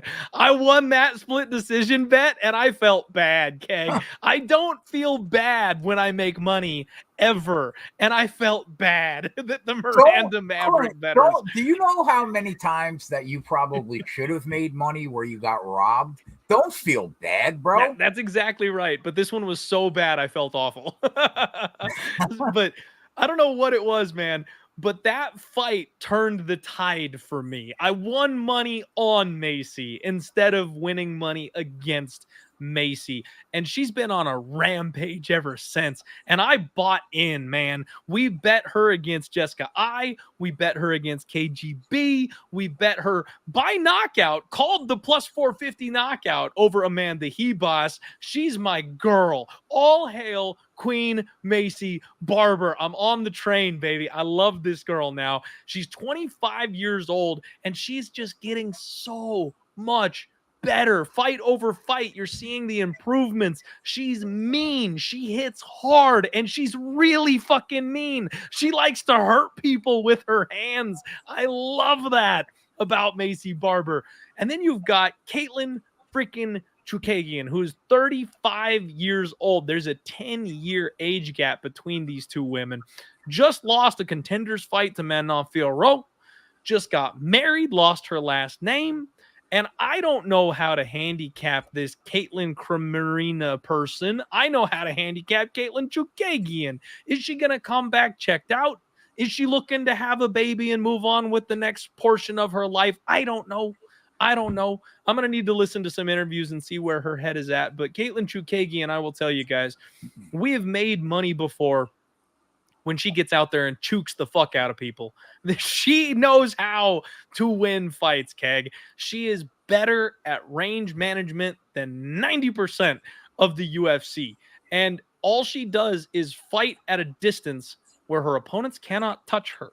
And then she kios and strikes at air. So it looks like she's the one who's more active, and she's landing just this much more than her opponent because they can't fucking touch her. And then she just moves and keeps everybody away from her. And I got to tell you, this fight is terrifying to me because I looked at this matchup and went, oh, fuck yeah, Maycee. Let's go. We just won a knockout prop on Maycee. And now she's getting old, busted Katlyn Chookagian minus 205. She's a 2-1 favorite over Katlyn in this spot, man. And I got to tell you, I've seen this movie before. Katlyn, my guy Gray in the chat knows. Death, taxes, and Chookagian by decision, folks. I don't know if that applies because her last name is not Chookagian anymore. But, bro, this just lines up to be the most disappointing fight on the card where Maycee Barber cannot close the distance. I can see it clear as day. Katlyn Chookagian heeing and moving and sticking that jab out in Maycee's face. And man, if Maycee Barber gets her mitts on this girl, she will drag her to the mat and she will punch her through the canvas. You know, we've seen some like very physical people like Jessica Andrade get to Katlyn Chookagian in the past and hurt her and put her down. And I think Barber's got that kind of physicality. You know, the crucifix ground and pound from Valentina Shevchenko comes to mind. I think that's the path to victory for Barber. She's got to get in tight. She's got to drag her to the floor. And if she can do that, she wins this fight. But Keg, that's the only path to victory. Maycee Barber is never winning a kickboxing fight against Katlyn Chookagian. And she might be 10 years younger. And that gap, Gianni the Greek will tell us that that's a very important gap where the younger fighter wins way more often. And I get that. But how does she win this fight at range? She went life and death with Amanda Ribas, and she was just more durable and hit a little harder, but boy, was she busted up. She was bleeding everywhere. That was a very close fight. If she didn't get the finish, it was not going to be a fight that was very easy to predict. Katlyn is not going to let her get that close. Katlyn is not going to brawl and trade with her. So I don't know that Maycee's going to hurt her on the feet. I kind of think it's another Chookagian by split, man, or Chookagian by decision spot. And that pains me to say because I'm all team Barber now. When I first saw the last name, I was like, how do I not know who this person is? Yeah. And then I finally realized who it was. Listen, man, I'm on the other side of you. When I initially looked at the fight, I thought I was going to see a much bigger disparity in striking volume between these two girls, because when you think of Chookagian, you think volume and you think hut, running around in a circle for 15 minutes, right? But that's not the case. They basically throw the same amount of volume, but they don't absorb the same amount of volume. Chookagian absorbs about 4.5 significant strikes per minute, and Maycee Barber is more like 2.5 significant strikes per minute because she's always looking to get the fight to the ground. So, like, I don't think that Chookagian is a lock to win minutes in this fight. Like, my initial reaction was what you were saying, but I kind of think that she could win minutes in this fight. And we know that Barber has the wrestling edge and cage control edge. And I think she's going to be able to get Katlyn Chookagian to the ground. She throws as much volume. And because I think that she could win the minutes, I'm going to side with Barber. But I don't think – I do think she's going to be able to get inside because, like, are you afraid of getting hit by Katlyn Chookagian? Like Amanda, not a little, not even a little. Right. Amanda Ribas, like, you're going to have to walk through some shit, man, if you want to take her down. But that's not the case with Katlyn Chookagian. She's got pillow hands. She barely touches people. I don't think that Maycee Barber is going to have a problem getting inside. And I don't think she's going to have a problem getting the fight to the ground. I think she's probably going to grind out a decision. I will be on the split, no doubt, because if Maycee Barber does get the fight to the ground, but Chookagian is winning minutes, it could be something that we see similar to that Moroz fight. So I am going to be on the split prop, but my gut here says Barber by decision. That's what and I'm not the biggest Maycee Barber fan, but I do think that she's going to be able to get this one. Okay. Man, you said the absolute most important part for me there is you believe Barber will get the takedowns. That is what this fight comes down to for me. Yeah. If it takes place on the feet, Chookagian, I believe, is winning. If Barber can get those takedowns, I believe Barber will win. So it's very tight for me, man. It's one that I don't want to step in front of Maycee. I've made that mistake before where I'm on a heater with somebody, you just bet them time and time and time again, and they're cashing with you over and over and over. And then you pivot, you step in front of them, and they keep winning. Like they've been doing it right this whole time, and I've been making money. Why would I do it the other way? So I can't bet Katlyn Chookagian because I'm on this win streak with Maycee Barber, and she's just been printing money for me. But I might pass. I might let this one get by me here. It might be another spot, by the way, where I jump in live because, again, I could see fresh Katlyn Chookagian defending those first couple takedowns, get me a pick 'em, and then maybe we jump in. You know, I just don't want to lay 2-1 in this spot. What do you think about the split? You think it's live? I think the split's very live. I mean, not only does Katlyn Chookagian know how to edge a split decision, but go back and look at Maycee Barber's resume. I mentioned the split decision with Miranda Maverick. She went to split decision with KGB Lee. I think the Roxanne Modafferi fight was one that a lot of people thought she would still get the nod for, even though she got taken down in it, and it could have potentially been a split decision. That's the one where her knee blew out. It wasn't so much Roxy winning as the knee failing for Maycee Barber. So cost me thousands. Yeah. Thousands. Yeah. But you know what? It got me a lot of clout touting my Roxanne Modafferi bet. I'll tell you that much. Oh, Roxy. That was a fun day for me. No, anyway, so I apologize for your thousands. I really do. But my point is that Maycee is very prone to split decisions as well. And I think this fight, similarly to like kind of the Andrea Lee fight, they could scramble, man. And Katlyn Chookagian, she's a brown belt, I believe. So she's not the well-known wrestler. But if you go back to her fight, specifically with Antonina Shevchenko, she broke out the wrestling shoes. Mm-hmm. She said, I'm going to take you to school, kid. Like, we didn't think that she knew how to grapple whatsoever. And then she went out in that fight and landed, I think, 3 takedowns and just smothered her. It came out of nowhere. No one knew she could grapple until that fight. And apparently she can. So it may not be as one-sided on the mat as we'd like to think with Barber either. So, yeah, I think split decision is very live. Yeah, I'm with you. I mean, just betting the split by itself, not picking a side and getting plus 350, could be plus the 400. Way to go. Yep. That might not be a bad play. NASCAR Cup Series odds just dropped, Clint. Let's go. Shit. My man's going to be in the tank. Let's go. All right. Next up, everybody, we've got Curtis Razor Blaydes taking on Jailton Almeida. What a fight, man. I've been waiting for this one. I can't wait to watch this thing play out. Jailton Almeida is just everybody's baby right now. This guy stormed onto the UFC scene, massive, monstrous 205er, sorry, not 185er, 205er, and then decided he was going to go ahead and move up to heavyweight, and has just been steamrolling people ever since.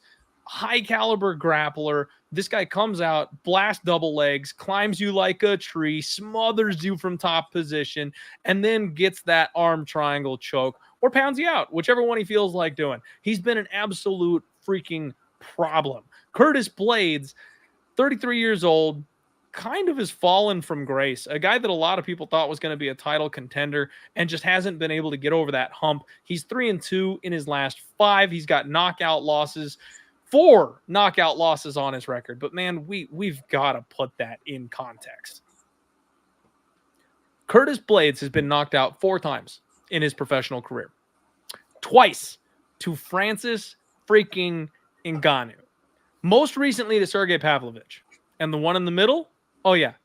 Derek the Black Beast Lewis. The 4 literal hardest power hitters the UFC has ever seen. Those are the guys who are knocking out Curtis Razor Blaydes. So should we call him chinny or think of him as not being durable for having been knocked out by those 4 guys? Hell no. Like what? You can't look at this guy and be like, oh, he's a quitter. He's prone to getting finished. Anybody would get knocked out by those 4 guys. They knock everybody out. That's how they win. And then you've got this man training at Elevation Fight Team up in Denver. So he's got cardio for days, set the record for takedowns at heavyweight against my guy, Alexander Volkov, ironically enough. And his hands have come a real long way, man. We've seen Curtis Blaydes where he's decided to strike a couple of times. And I know Chris Daukaus is no prize. You know, he didn't belong at heavyweight in the first place, and he's a little chinny himself. But we saw that Curtis Blaydes has some real boxing skill that no one knew really existed. Because he was such a grappler prior to that fight. He's got a stiff jab on him. He knows how to strike long. I like a lot of things about Curtis Blaydes. And so I bet him here, Keg. We've got to pick him price tag here, and I laid it minus 115 on Razor Blaydes in this spot over Jailton Almeida because I feel like he got exposed in a win against Derek Lewis in his last fight. He was heaving, man, like could not get his air back and had to sit on Derek Lewis's chest to win that fight. He couldn't ground and pound. He couldn't move because the second he shifted, Derek Lewis was getting up and getting him off. This guy used to fight at 205, and I think he's truly struggling with the physicality of some of these bigger boys at heavyweight. He's also a jiu-jitsu practitioner who has mixed in a couple of takedowns. He's not a real, true, like American grindy type of wrestler, and that's what Blaydes is. Guys, I've said it a million times.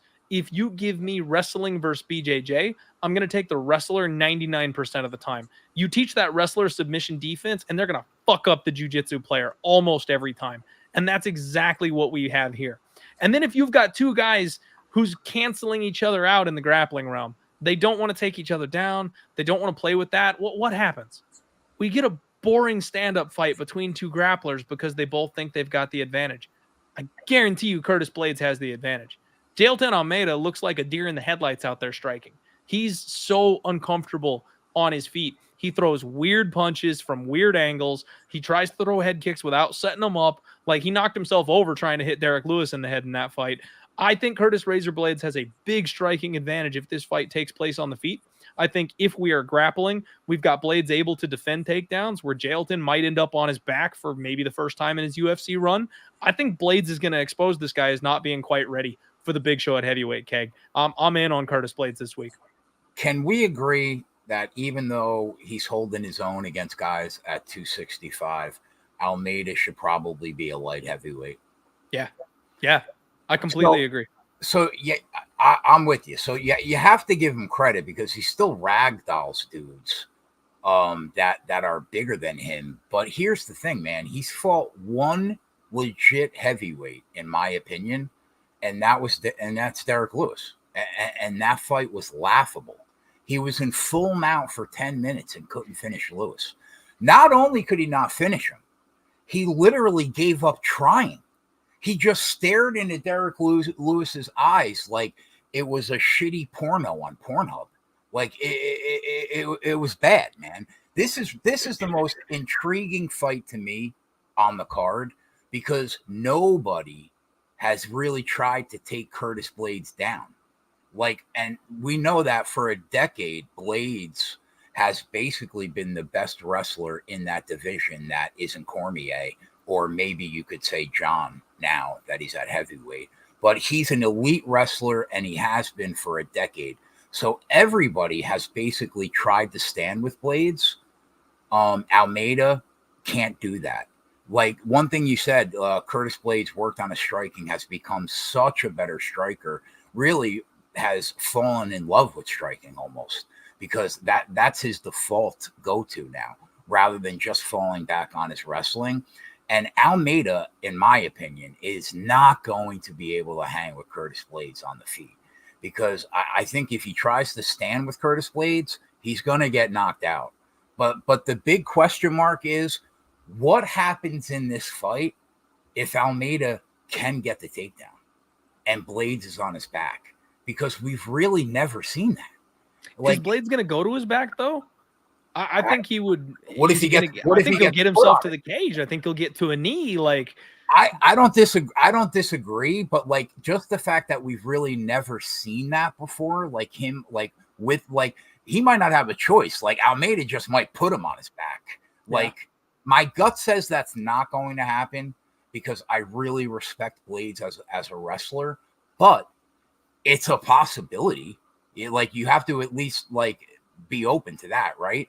Now, I think that, like I said, he's come a long way, Curtis Blaydes, with the striking. But I hope that for this camp, he dusted off those wrestling shoes and really worked on not getting taken down. Because I think if Almeida gets on top, we know he's the better submission grappler, right? He might not be as good at top control, pure top control, as Blaydes, but from what I've seen so far, he's had the ability to stay on top when he gets on top. Now, if he can, if he cannot get takedowns, I will smash the button on Curtis Blaydes live in that first round. I love it. For a big nut, bro. Because I really think he's dead in the water if he can't get the takedowns. So I'm going to hold off. I'm going to watch the first couple minutes of that fight. And if Blaydes has success stopping the takedowns, it's an automatic live bet for me on Curtis Blaydes. I agree with everything you said. I'm going to pick him to win the fight. I just want to make sure that he can stop these takedowns first, which I think he can. But I will be targeting him live, definitely. I could not be happier that you agree with me on this one. I kind of thought you were going to say something that made me a little fearful for my for my bet here in this spot. I'm glad we see it the same way. I'll be honest with you though, man. You asked the question of what happens if Blaydes gets put on his back, and quite frankly, I think he's fucked. Like if he does go to his back, Jailton will smother him, and he'll look like freaking Rodolfo Vieira did out there, just kind of slowly grinding his way up the body and getting to that arm triangle position. He very well will tap him in the first round if he gets that kind of a takedown. The thing is, Curtis is the better wrestler. He knows how to defend a double leg. He's got big old powerful hips. I think he'll be able to either get his back to the cage or he'll be able to sprawl. And that's the problem is Jailton is not obviously heavyweight versus like lighter guys. So it's not the same thing, but he's not a Moroz. He's not a guy who's going to hit that double and then switch to a single and then transition from that single to an ankle pick and then run for your back. Like he's not going to run the pipe. Like he's not going to do all these things because that's not his game. He's a jiu-jitsu guy who's got a couple takedowns in his arsenal. I think Razor Blaydes is good enough to defend those couple takedowns, and that's the whole fight. Yeah, I'm with you, man. Just to comment on somebody, O'Dizzle said, you're downgrading Almeida for his Lewis fight. Remind me what Blaydes did against Lewis. To be fair, he was destroying Derek Lewis before that knockout, before he caught that he caught that one punch, or it was either a knee or it was an uppercut when he was going in for a takedown. Right. Yeah, I mean, but to be fair, he was destroying Derek Lewis. And if you have full mount for 10 minutes, you have to finish that fight, bro. Against Derek Lewis on the ground, you have to finish that fight. So I'm not downgrading him.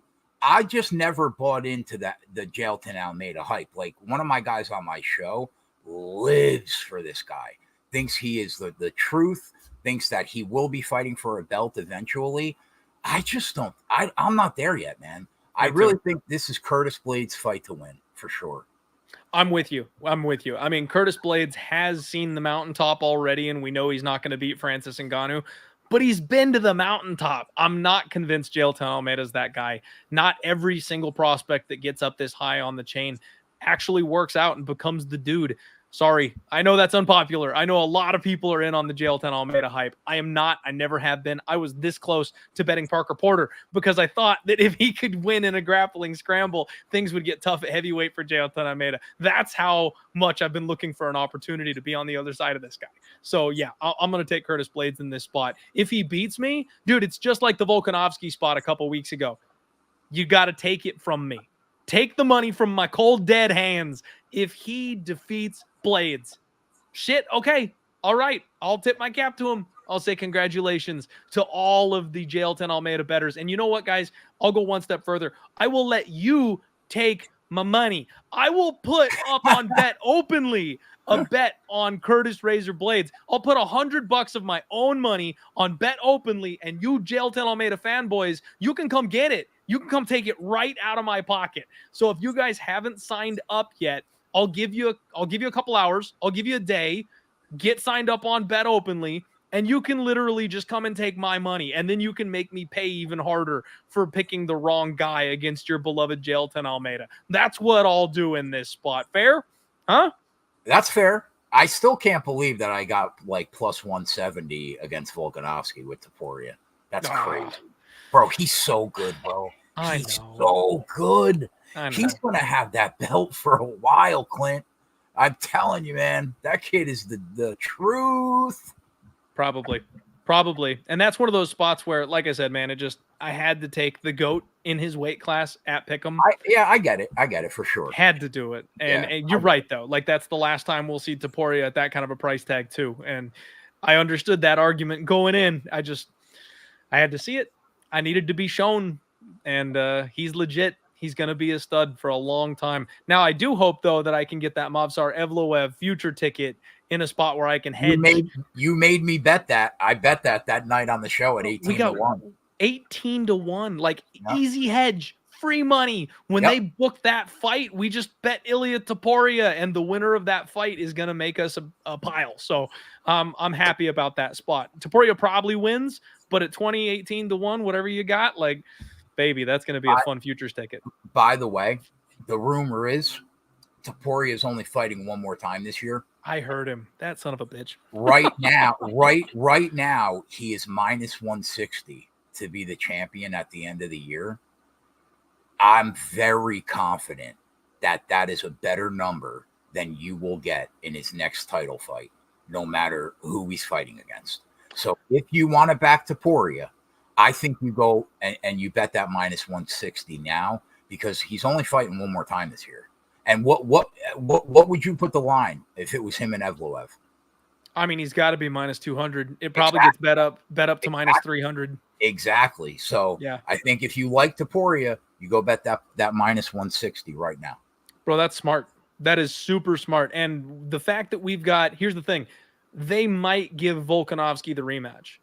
If, in fact, he's only fighting one more time this year, our Evloev tickets are dead. Because if they give the fight to Volkanovski, we never even get the crack. But he's going to be, what's he going to be against Volk? Minus 220 after that too. Fight? Yeah. Right. Yeah. No, that's a great spot to hedge out, man. We should, if you guys tailed us on the Evloev future bet, we definitely should get on some Topuria and just make sure you create that middle there where you're winning something. If Topuria is still the champ at the end of the year, I like that. I'll probably do that right after we get off the podcast. Good call, man. Yeah, I can't take credit for it. I was talking to one of my guys, and he was like, what do you think the line's going to be if Volkanovski fights him? Because he's minus 160 right now. I was like, bro, he's going to be higher than minus 160. Go bet that. Yeah. See, guys, half this battle, half this game is knowing people, right? I put this show on every single damn week, not because I'm the smartest, most successful, best MMA gambler on the planet. In fact, quite the opposite. I'm a slightly profitable MMA gambler, and I'm a fish in the barrel on literally every other sport on the planet. But I make you laugh, and I bring you smart-ass people like my guy, Keg. I bring on guests that will give you information that will win you money. Show some love. Let's fucking go. You know what it is, man? Like, if you're going to, in April, it will be 15 years that next April will be 15 years that I've been betting for a living, full-time, no 9-to-5 job. Wow. And the people that think they know it all, that you can't tell them anything, are the people that lose in sports betting. Information is everything when you're betting sports. And if you surround yourself with smart people and you bounce things off of them and use them as a sounding board, there's a really good chance that together within the community, you're going to figure out the edge. It's not always you. It really is the community sometimes. So I'm with you, man. I couldn't agree more. Hell yeah. And that's Ryan saying Lucrative is currently the best capper in the world. And I completely agree with you. And he's a regular guest on this podcast. We bring him around all the damn time. Shout out our guy, James, Lucrative MMA. All right, everybody, let's get rolling here. We still got a couple fights to talk about. And can you believe it? We've been going for 2 hours because this card is fucking awesome. Do us a favor if you haven't already and smash the like button for us. Let's go. Next up, we've got Piotr Yan taking on my guy Song Yadong. And Keg, I need your help. I need your help badly on this one, man, because Song is another fighter like Maycee that we just talked about. I've been on an absolute rampage backing this kid. Song Yadong was my absolute best bet as a massive underdog against Ricky Simon. Not massive underdog, plus 105, whatever. But he should have been a huge favorite in that spot. And he showed why throughout the course of the fight. But he was a dog, and we smashed it, and it was glorious, and we made piles. And he was going to win that fight with Corey Sandhagen. I know you guys are all Corey Sandhagen nut huggers and fanboys out there, and I love you for it. He's a great guy. I like Scooby-Doo too. But some of these fighters are going to beat him. That fight was 2-2 going into that 5th round, and if the doctor didn't stop it because of the cut on Song Yadong's head, he was coming like a freight train. Corey Sandhagen wouldn't be where he is right now if they let that 5th round run, because Song was coming in that fight. I promise you. We got him in the fight against Marlon Moraes by KO. We bet him against Chris Gutierrez. I think we had to parlay him in that one. But we've been riding the Song Yadong money train. I love this kid. Love everything about him. He's 26 years old. He's stupid explosive. He's got power in his hands. He can thrive in a scramble, in a fight, in a battle. He can fight technical. He can wrestle when he needs to. He's almost a Chuck Liddell, though, right? He will counter wrestle and then make you box with him instead of really like steering into that grappling upside that he has over a lot of people. He is so solid everywhere. The sky's the limit for this kid.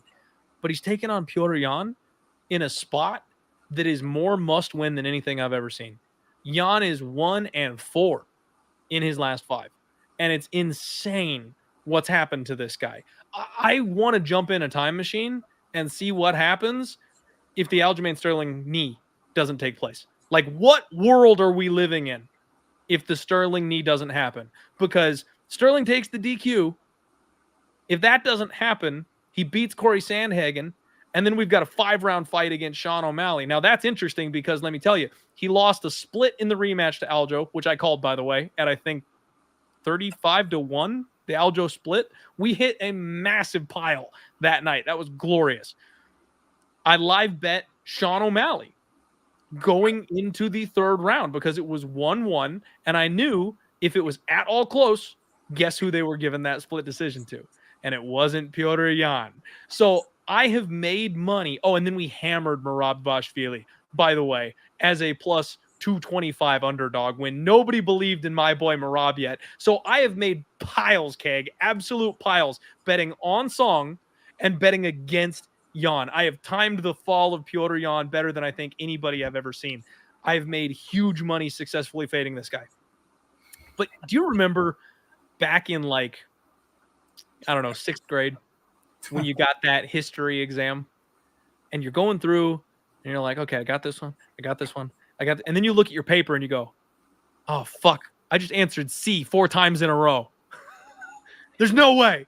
Like, you think you've done something wrong looking back at the run because you're like, there's no way it's going to be C again. It can't be C 5 times in a row. The teacher would never make the answer C 5 times in a row. That's how I feel right now. That's how I feel right now with Petr Yan, because I bet against him 3 times in a row. Aljamain split, Sean O'Malley live, hammered Merab money line, and this guy's got to win. He's still damn near one of the best fighters on the planet. And if the knee against Sterling doesn't happen, he could still have gold wrapped around his waist, man. Like, we live in a world where that's possible. He's so fucking good. I want to go back to my guy Song Yadong, but I'm like, is this the one? Like, does Yan finally get back on track in this spot, or is his confidence shot and people have figured him out enough? He's lost that 1% edge. He's slowed down just enough that he really is done.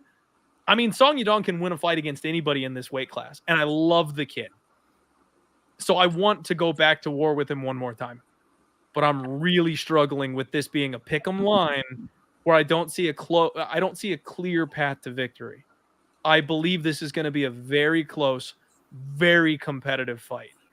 So for me, it's Song or pass because of my history, but I don't know what to do. Talk to me, man. See, to me, you said the one key word in this fight for Yan that I really think is where he's at right now, and that's the word confidence. It is crazy to think about what that illegal knee did to his career. He was a berserker, elite striking, elite wrestling, elite volume, elite footwork, elite gas tank.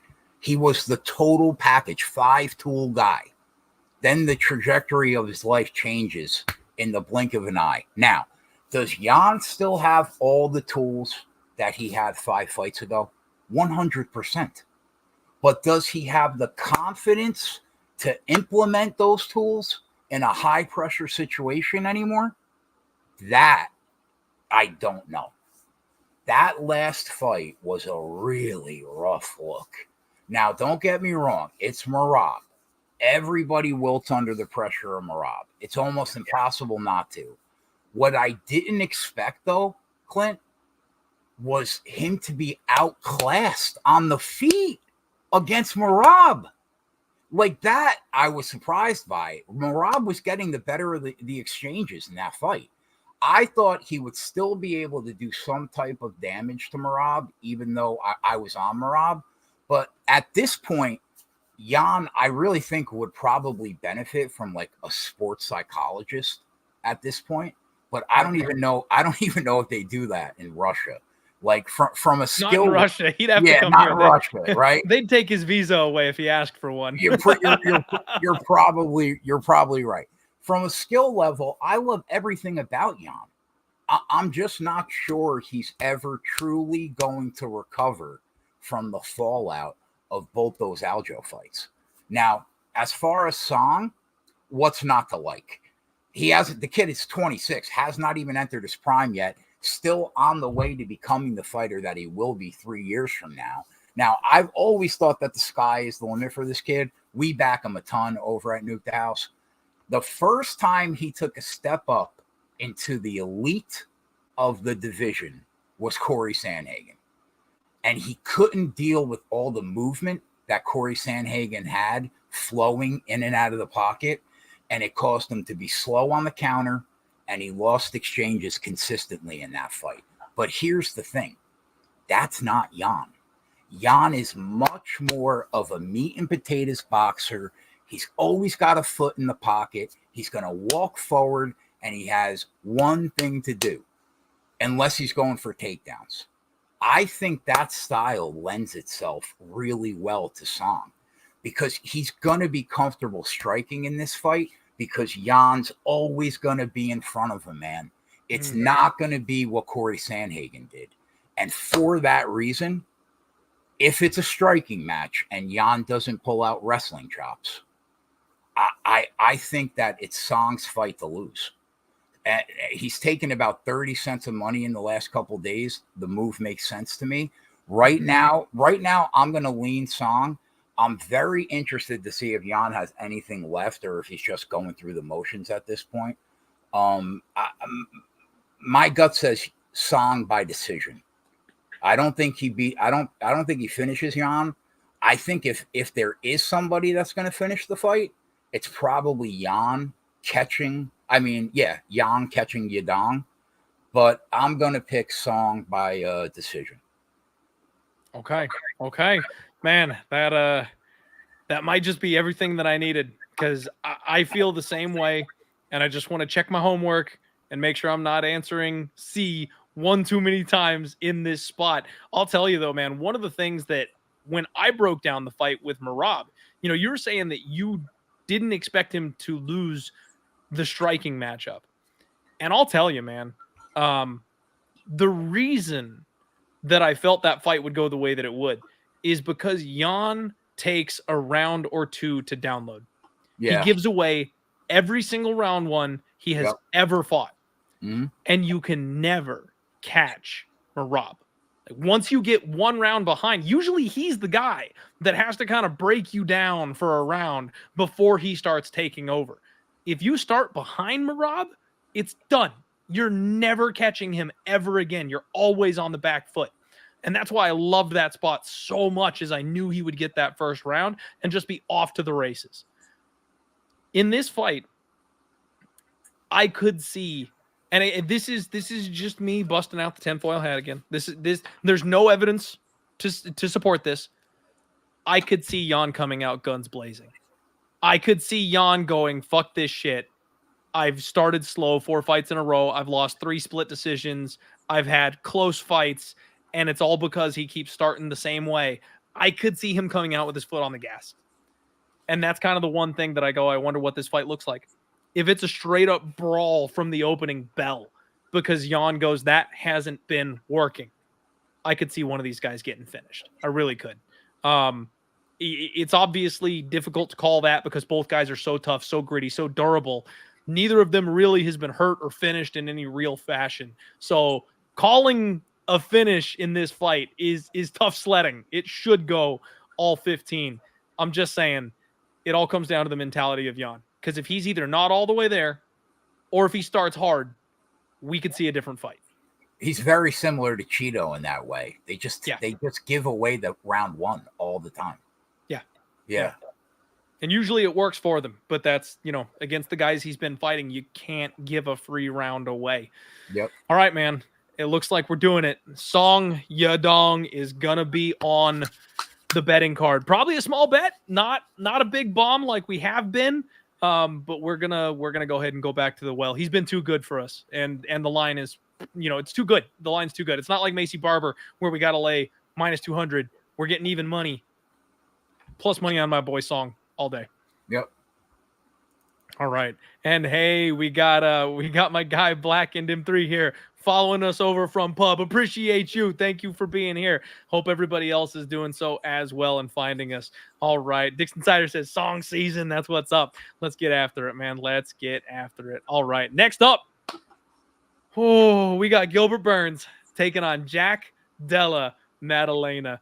What a fight, man. This is one of those crossroads fights. This is one of those young, hungry lion versus old veteran dog type of spots. This fight is going to be so fun. I can't wait for this spot. You guys know for years now, I've been the captain of the Burns train. Choo-choo, baby. Like, I've gone to war with Burns more times than I can count.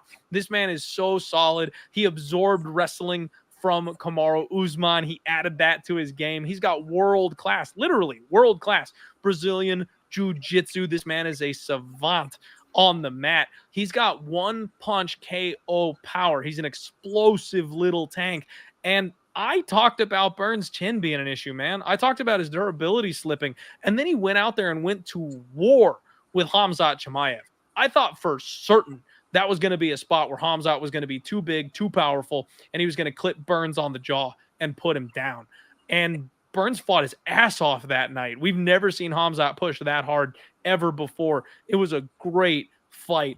And he's still just doing the damn thing, man. He was a little oversized, couldn't, kind of struggled to make weight at 155, and the move up to 170 has really done him wonders. Jack Della is 16-2, just kind of the next big thing. He's one of these guys that's come out of left field, and everybody loves him. He's showing serious potential off the Contender Series, undefeated in the UFC. But his last two fights are by split, man. Back-to-back split decisions. There was a whole thing on Twitter where he was a pick'em against Sean Brady. And one of the most influential handicappers out there, our guy, Andrew Gombas, went ahead and tipped Sean Brady. And next thing you know, Brady's a minus 200 favorite over Jack Della. And nobody knew what the fuck happened. Nobody could figure out why that was going on because everyone was still drinking the Jack Della juice. And then Basil came in and took his ass down. And it was like, oh, shit.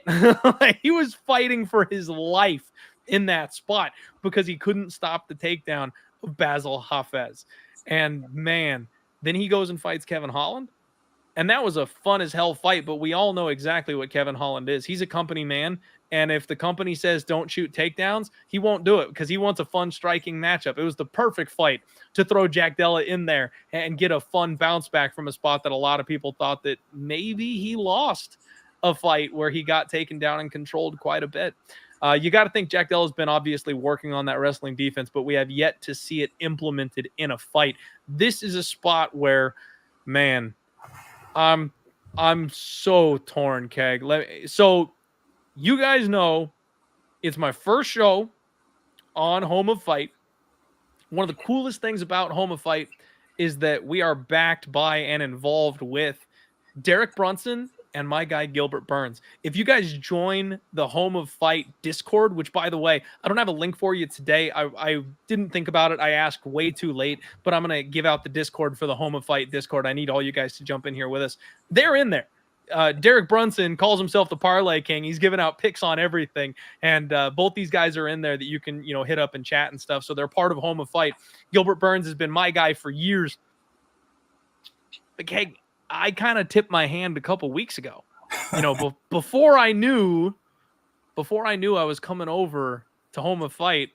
Someone asked me about this fight like 2-3 weeks in advance, and I gave an opinion on it. and it's not one that's going to be good for my current employment. I cannot come on this podcast on Home of Fight and pick against Gilbert Burns. So you guys, I'm gonna have to just leave it hanging out there that I am passing on this fight. I'm gonna cheer my ass off for my guy Gil. But if you were around a couple shows ago, I've already given a couple of strong statements on this one, Keg. What do you make of this fight, man? Clint, allow me to save you. Give me Gilbert Burns, baby. There he goes. There he is. Give me Gilbert. I first of all, I love Gilbert Burns, but let's start with Jack Della. There's a ton of hype behind this kid, right? I see so many people talk about this guy like he's the second coming. And I'm like, yeah, I like him. He's solid. He's made me money. But back-to-back split decision wins against a complete scrub, in my opinion, with Basil, who gave him some problems, and Kevin Holland, who hasn't been the best look for the Jack Della crowd with these two split decisions.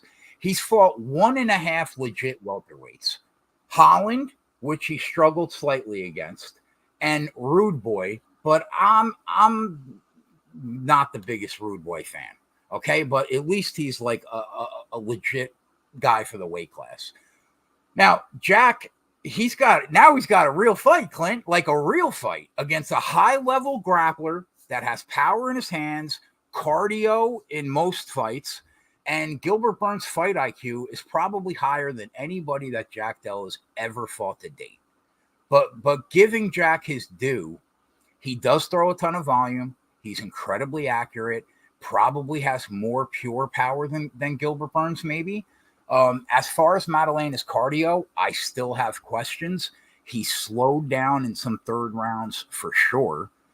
And we've seen Madalena struggle at times getting put on his back, like the way that Basil got him down there.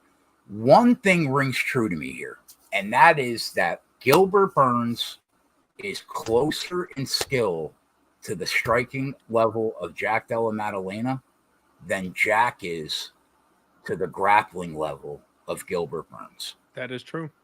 I think that Gilbert probably dictates where this fight's going to take place.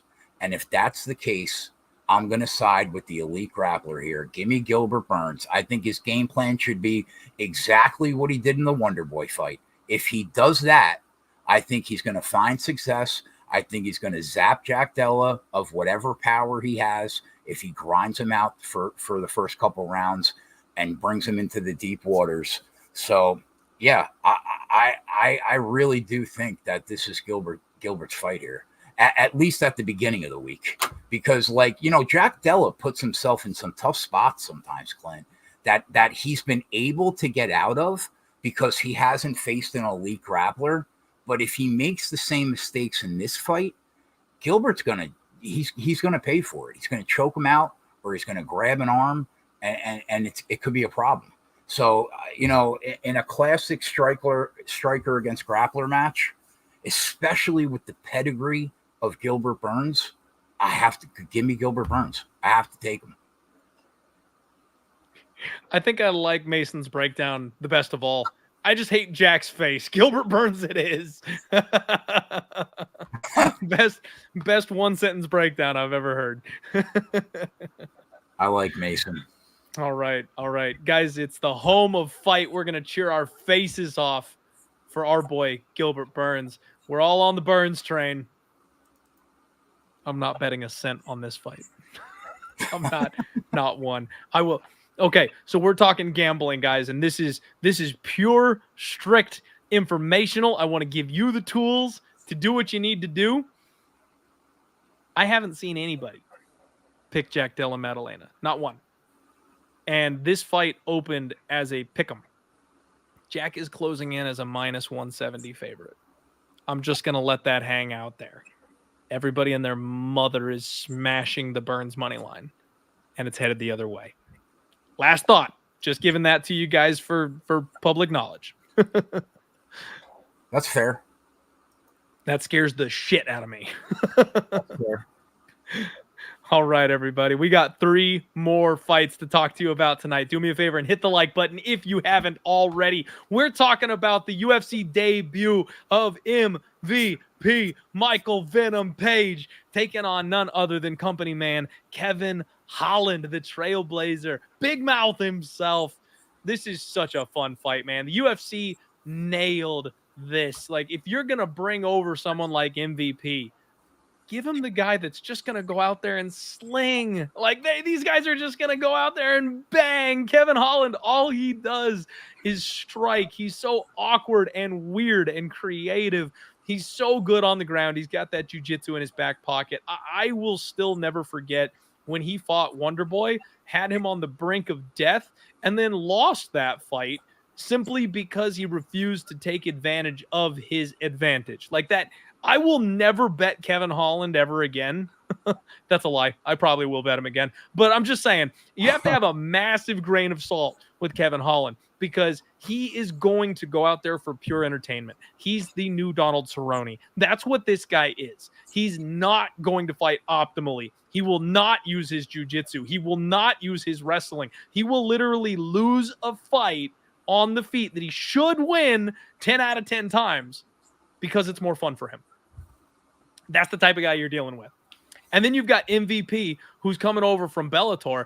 And I'll be honest with you, Keg, he's 36 years old. Yeah. And it's been a while since he's really looked great. Like, I know he got Yamaguchi in his last fight with a leg kick, but like he hasn't looked that great since he won that really tight, nasty split decision over Douglas Lima. And that was back in 2021.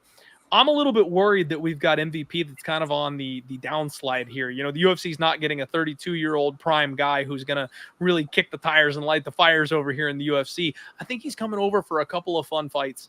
And, you know, he'll hang it up when he turns 39, 40 years old. You know what I mean? Like, he's not going to challenge for a title. It's not like we're getting another Michael Chandler where they expect him to compete. He's going to have some fun fights. But you've got to pick him price tag.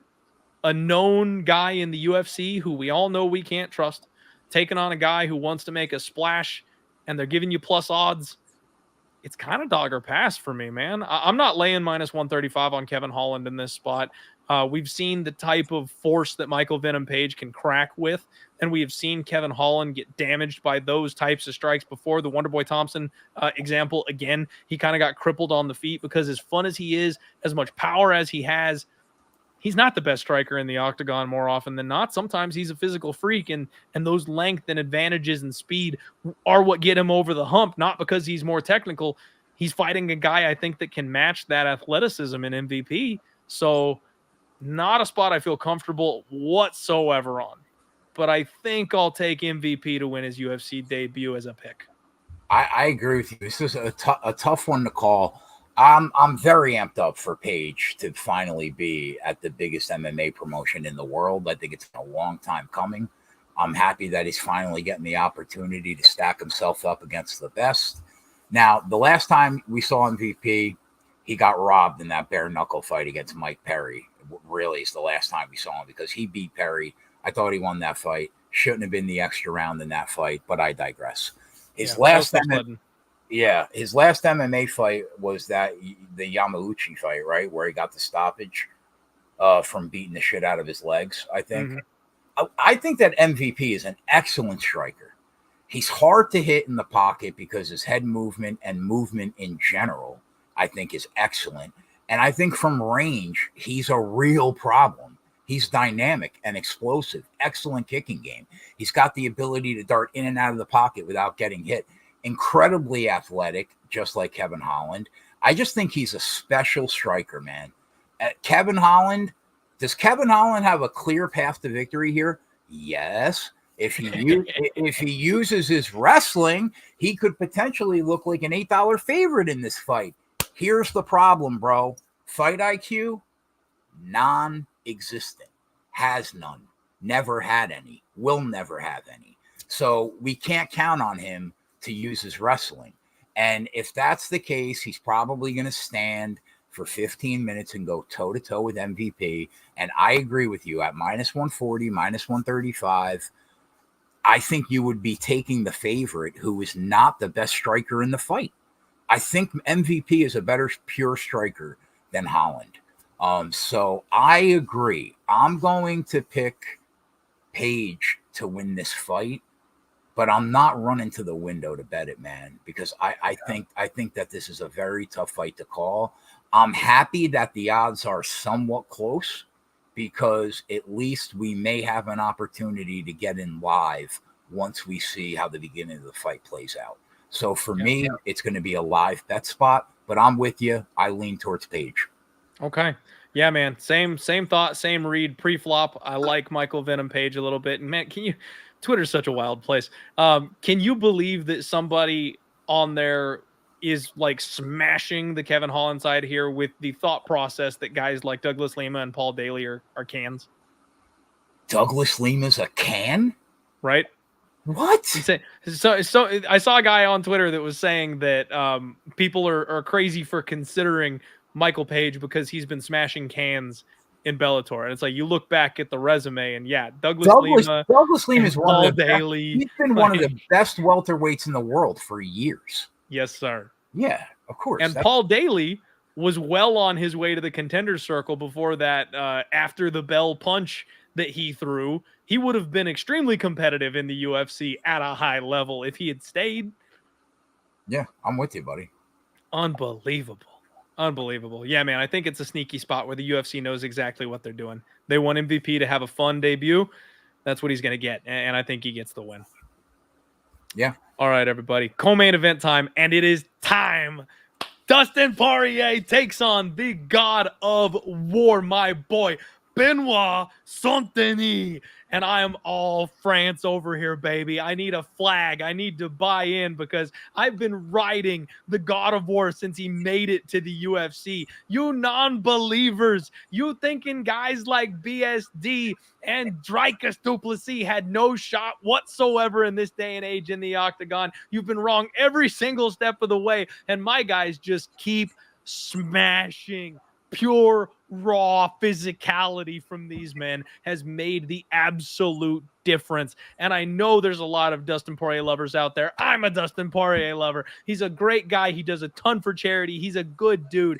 But his time has come and gone. Benoit Saint-Denis is a force of freaking nature. 100% finish rate. He has knockout power. He has pure crazy aggressiveness. He's got submission skills on the ground. He is angry. He is mean. And we have seen what happens every single time Dustin Poirier gets into a fight with somebody who, when the tough gets going, you can get the grappling started. He's been choked out more times than I can count.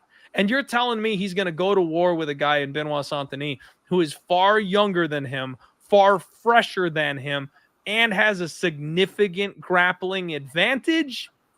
I'm sorry, guys. It's over. Benoit Saint-Denis inside the distance, Keg. First of all, you're gonna have to get in line to be the president of the Benoit Saint-Denis fan club, because I have also been on him in every UFC fight thus far. Listen, bro.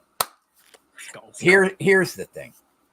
99 times out of 100, when I see somebody that is as elite as Poirier is and is a dog against a prospect whose best win is Matt Frevola, I go to the bank, I throw a semester of my daughter's college tuition on Poirier, right?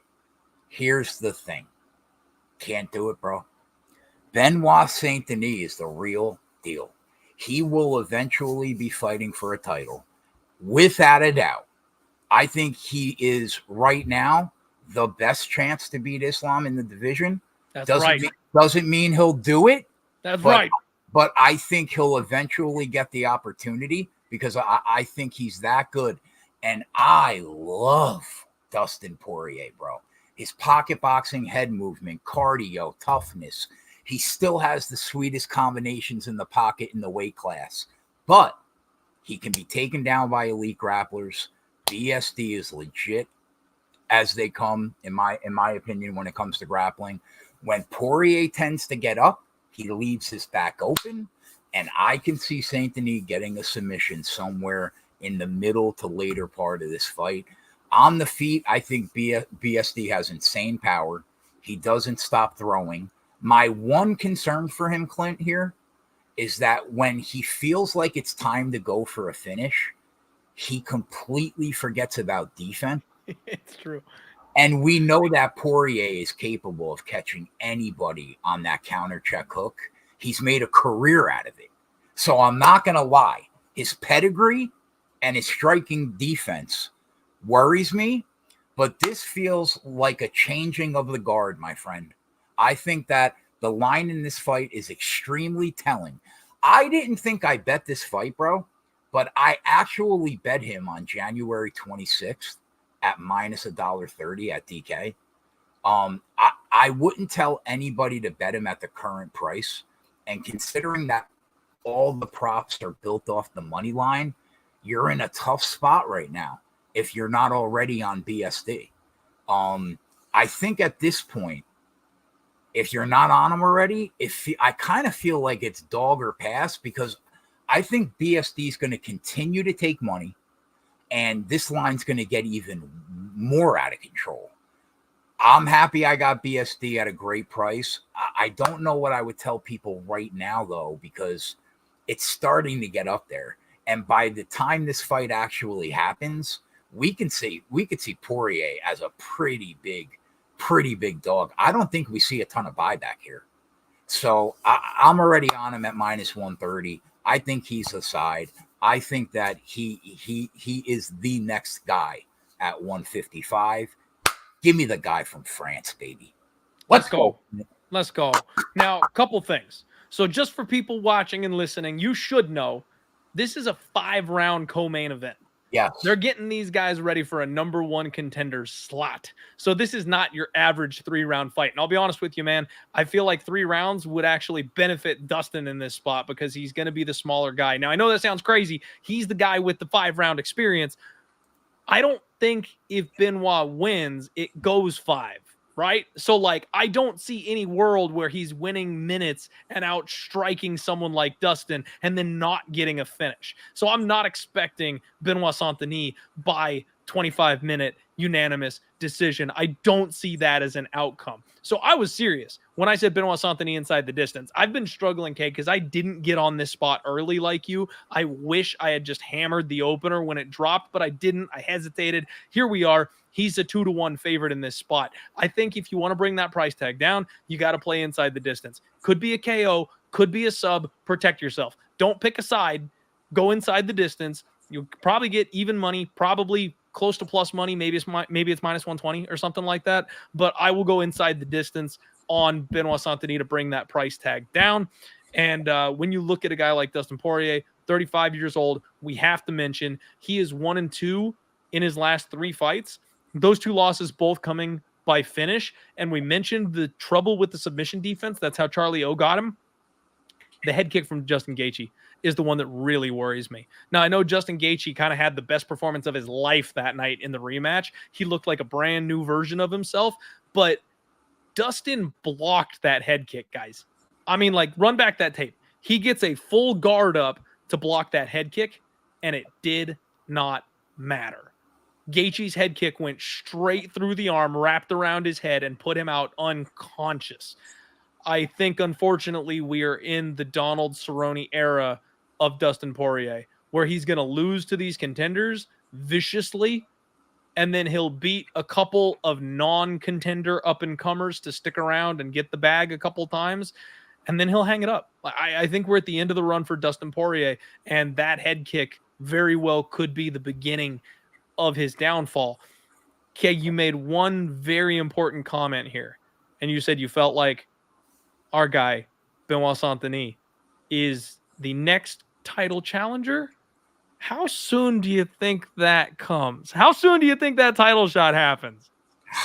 I don't know if he is the next guy, but I think it puts it, if he finishes Poirier, it definitely puts him in the conversation. My worry, though, is that the shot's going to come like 2025 April early, like that. That's my only worry for you. But I totally understand why you made the bet, and I like it. And one final note on the people that are on Poirier. I completely understand why you guys are on Poirier. Like normally in spots like this, Clint and I would be on the guy that's elite, proven, and a dog money. But BSD just feels different, man. This kid is just different to me. Mm-hmm. So yeah, I'm with you, Clint. I really like the future call. I just don't know if he's one more fight away. You know, man, I honestly don't think there's anywhere else for him to go. If he beats Dustin Poirier, especially if he finishes Dustin Poirier, he is absolutely, without a doubt, unequivocally, the next guy in line for that title shot. And, you know, Islam Makhachev said that he's fighting twice this year. He's going to defend that belt twice. I would assume they're going to book him against Justin Gaethje. So in my mind, we get a title shot at the end of the year. I think that's how this is playing out. And I got 30-1 in my pocket. People called me crazy, Keg. People called me insane. And now I've got a 30-1 in my pocket. We're one fight away from being this close to cashing it. That's a great bet. 30-1. That's a phenomenal bet. Love it. What are they going to make Islam versus BSD? If Islam gets by Gaethje and BSD finishes Dustin, what's the line? Probably Islam minus 220, 200. I was thinking minus 180. Yeah, maybe. I could say that was kind of obviously he'll be the one that takes money probably in that spot. But Bufo's got it right, man. BSD is knocking out Islam Makhachev. Give me a guy that's big enough and physical enough to handle the wrestling offense of Islam Makhachev, and then a guy that hits as hard as Benoit does. I've talked about Islam Makhachev's weakness when it comes to the striking. You know, he got hurt several times in several fights. If you force that guy to stand, if he can't just smother you with grappling pressure, he will get knocked out. And I completely believe that BSD is that guy. I'm with you, buddy.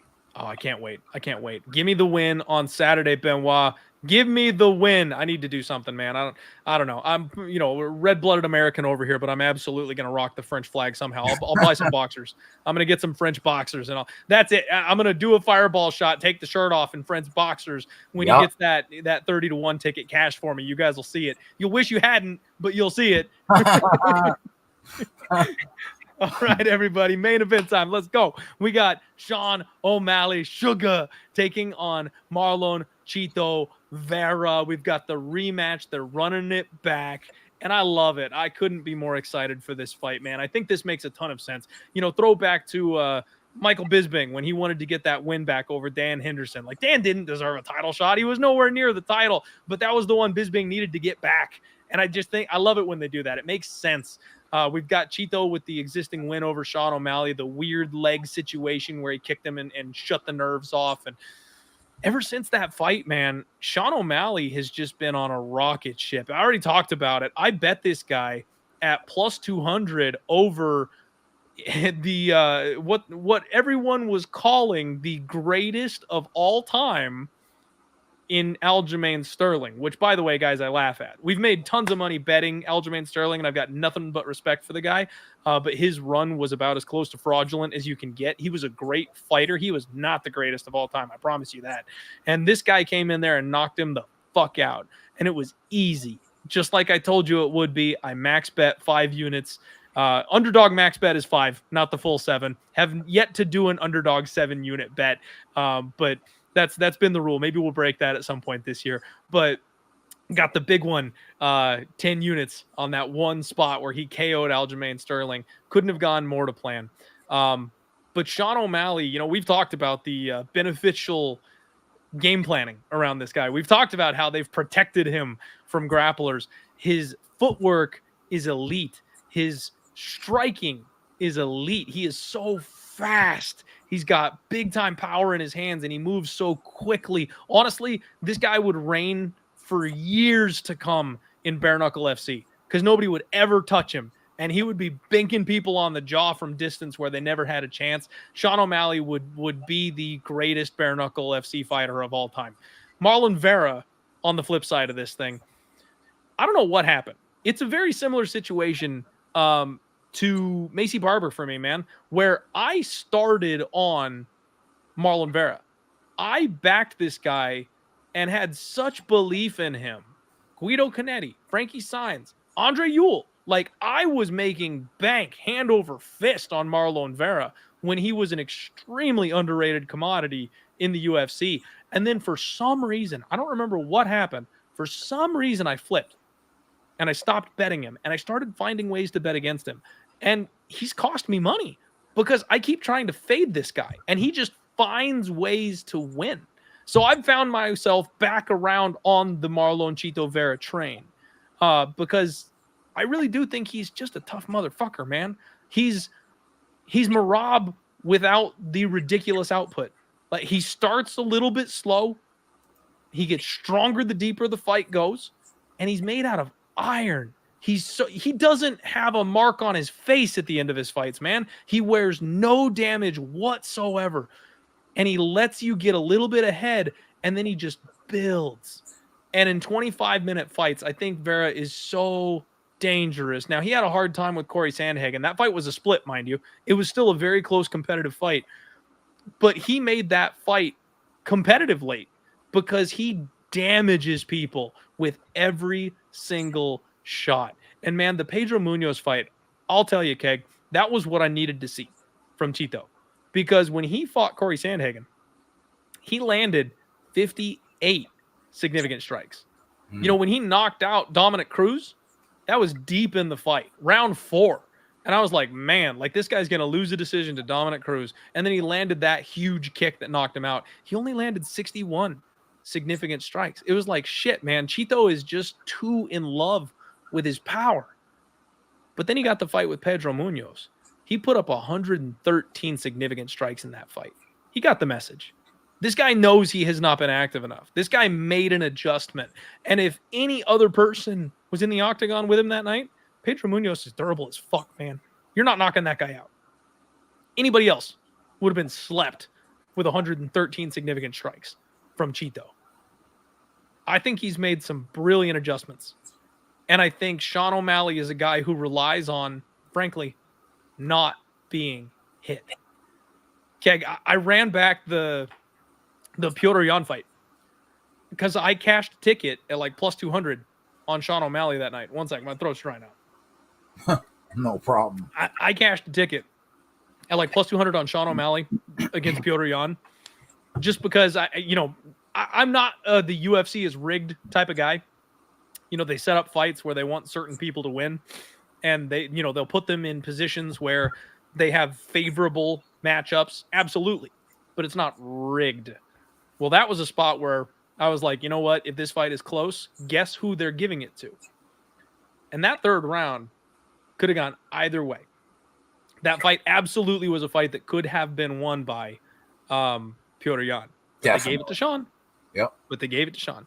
And the big thing that I noticed watching back that fight was Sean gave everything. Absolutely everything. Petr Yan shot takedowns in that third round. And you've got Sugar Sean O'Malley pinned up against the fence in the third round, huffing and puffing. And I mean, Keg, full on, like full cheeks blowing air out of his lungs to try to get the wind that he needed in that third round because Yan had decided to go ahead and try and grapple in the third deep when he wasn't expecting it. Petr Yan shot 7 takedowns in the third round. He got 2 of them.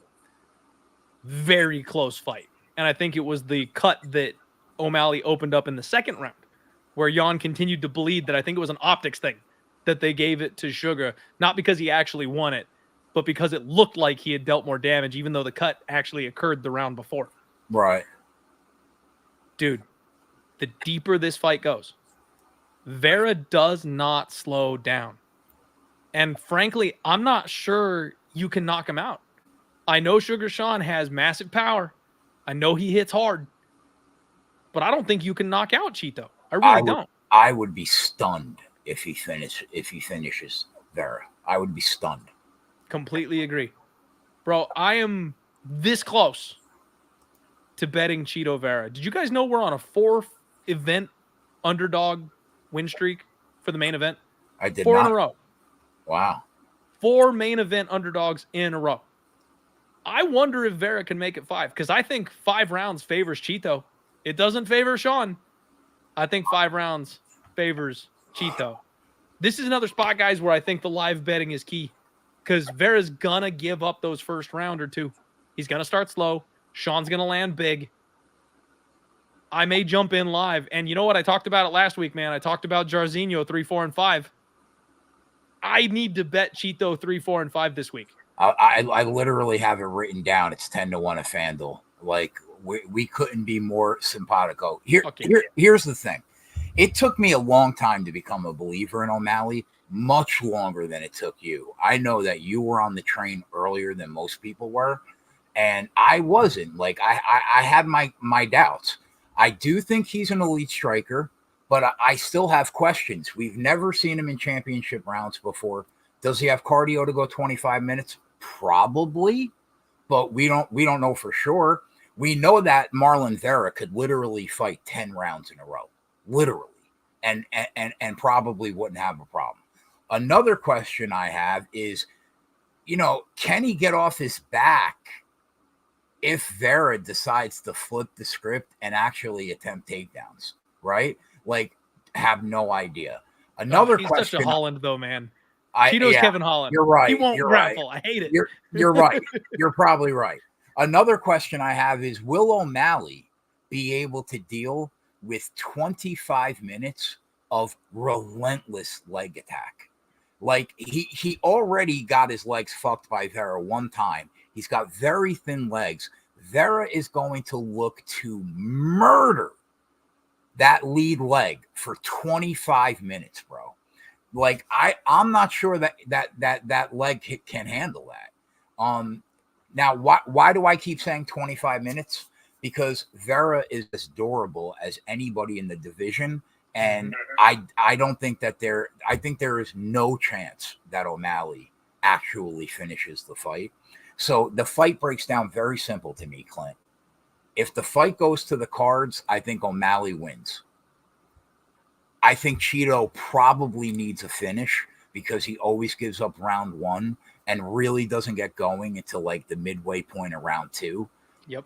If he does that, he's going to need a finish. So I think you take O'Malley by decision, and I think you throw a half unit on Chito in 3, 4, 5 KO at 10-1, and you sprinkle sub in 3, 4, 5 at 35-1.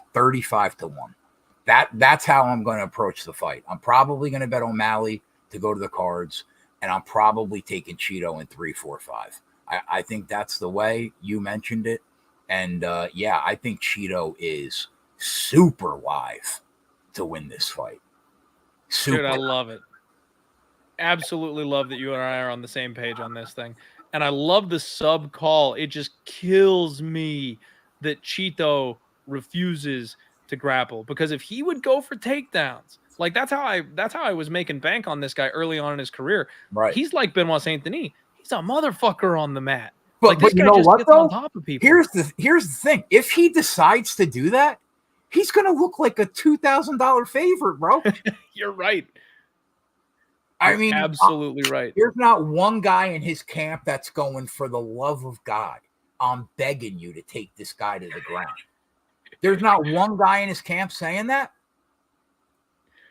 Oh, God, I wish there was. Unfortunately, I think they believe enough in his striking and his power that they probably aren't.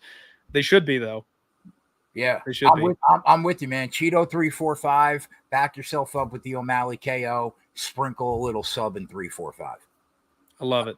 I absolutely love it. Need I remind you guys, this is one of those super awkward, weird betting situations where you've got a champion who went from being a plus 230 underdog to Petr Yan, who won a very, very tight contested split decision that none of you bet him in and were angry that you got robbed in.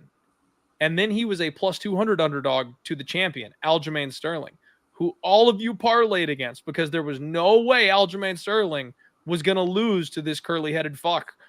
He's now been a plus 200 underdog in back-to-back fights, and he currently finds himself a minus 250 favorite.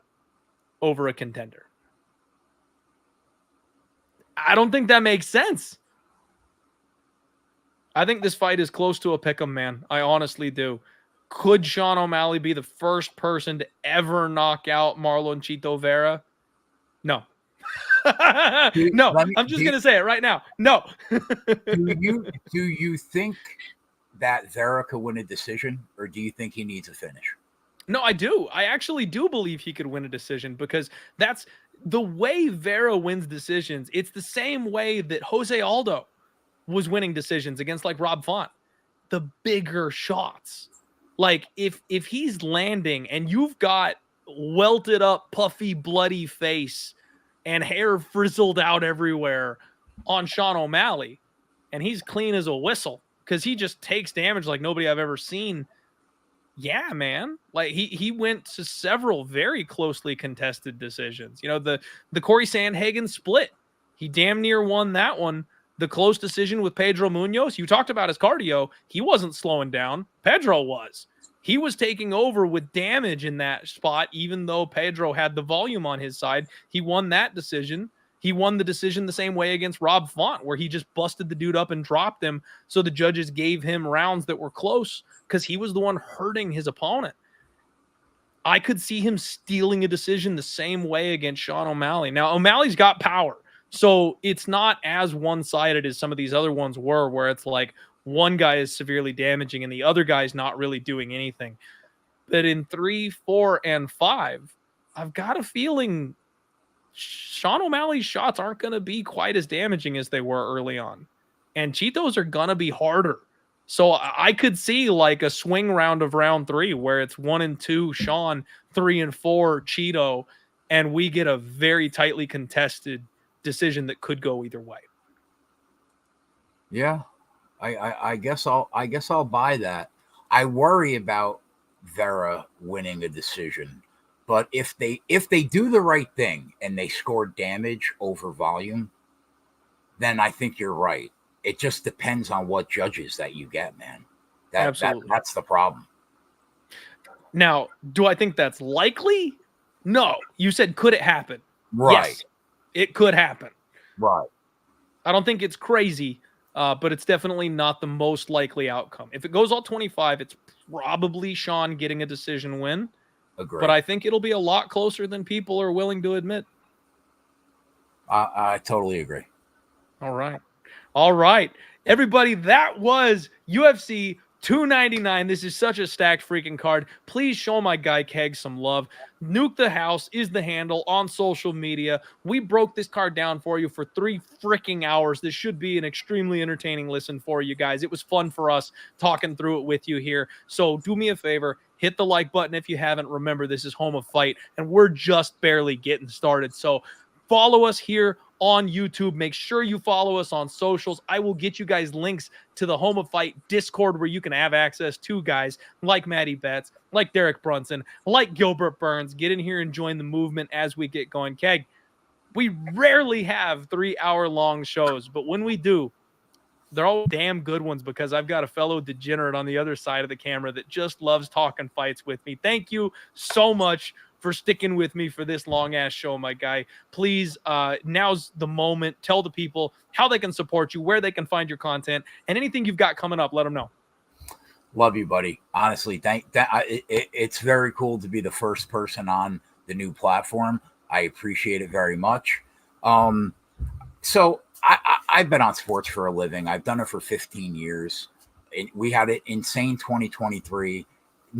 I only bet, I'm not like Clint, I only bet 1 unit max risk. And we made 340 units in 2023. And we did it on the internet in front of a camera 25 hours a week. Literally the best gambler I've ever seen, guys. All 2,200 plays are tracked and logged. If you want our Discord is free. I will tweet a link at Nuke the House tonight after the show is over. You guys can hop in there. And then if you like the live betting show, we have a Patreon, no pressure. Clint, I love you. Thank you very much. And you could follow us at Nuke the House on Twitter. That is what's up. My guy, love the crap out of you. Thank you for doing the show with me. Everybody get out there, kick some ass this week. We will be right back here on Home of Fight for the Total Takedown on Thursday, the undefeated post-weigh-in show on Friday, and of course, everybody's favorite, the Sharp Action Report is going to make its return. We'll be here on this channel so that you guys can go ahead and view this awesome, badass content that we've always been cooking up for everybody. We're on a roll. We're on our way up. We're making money. We're going to smash 2024 as a whole, as a unit together, and it starts at UFC 299. We're going to make some serious money on this card. Let's go, everybody. I got a good feeling. Do me a favor, hit the like button on the way out if you haven't already. Be good this week. Every once in a while, someone will squeeze in that's a little bit of a toxic influence in your life, and it's okay to set boundaries, guys. Just know that for you to be happy, you need to surround yourself with people that are going to lift you up, that are going to support you, that are going to fill in the gaps in your personality like a puzzle piece. Those are the people you want in your life. If you've got a toxic influence, don't feel bad about taking space, making distance, making a healthy choice for yourself. Get out there, be good, and make sure you're being good to the people around you. Love you guys. Let's roll.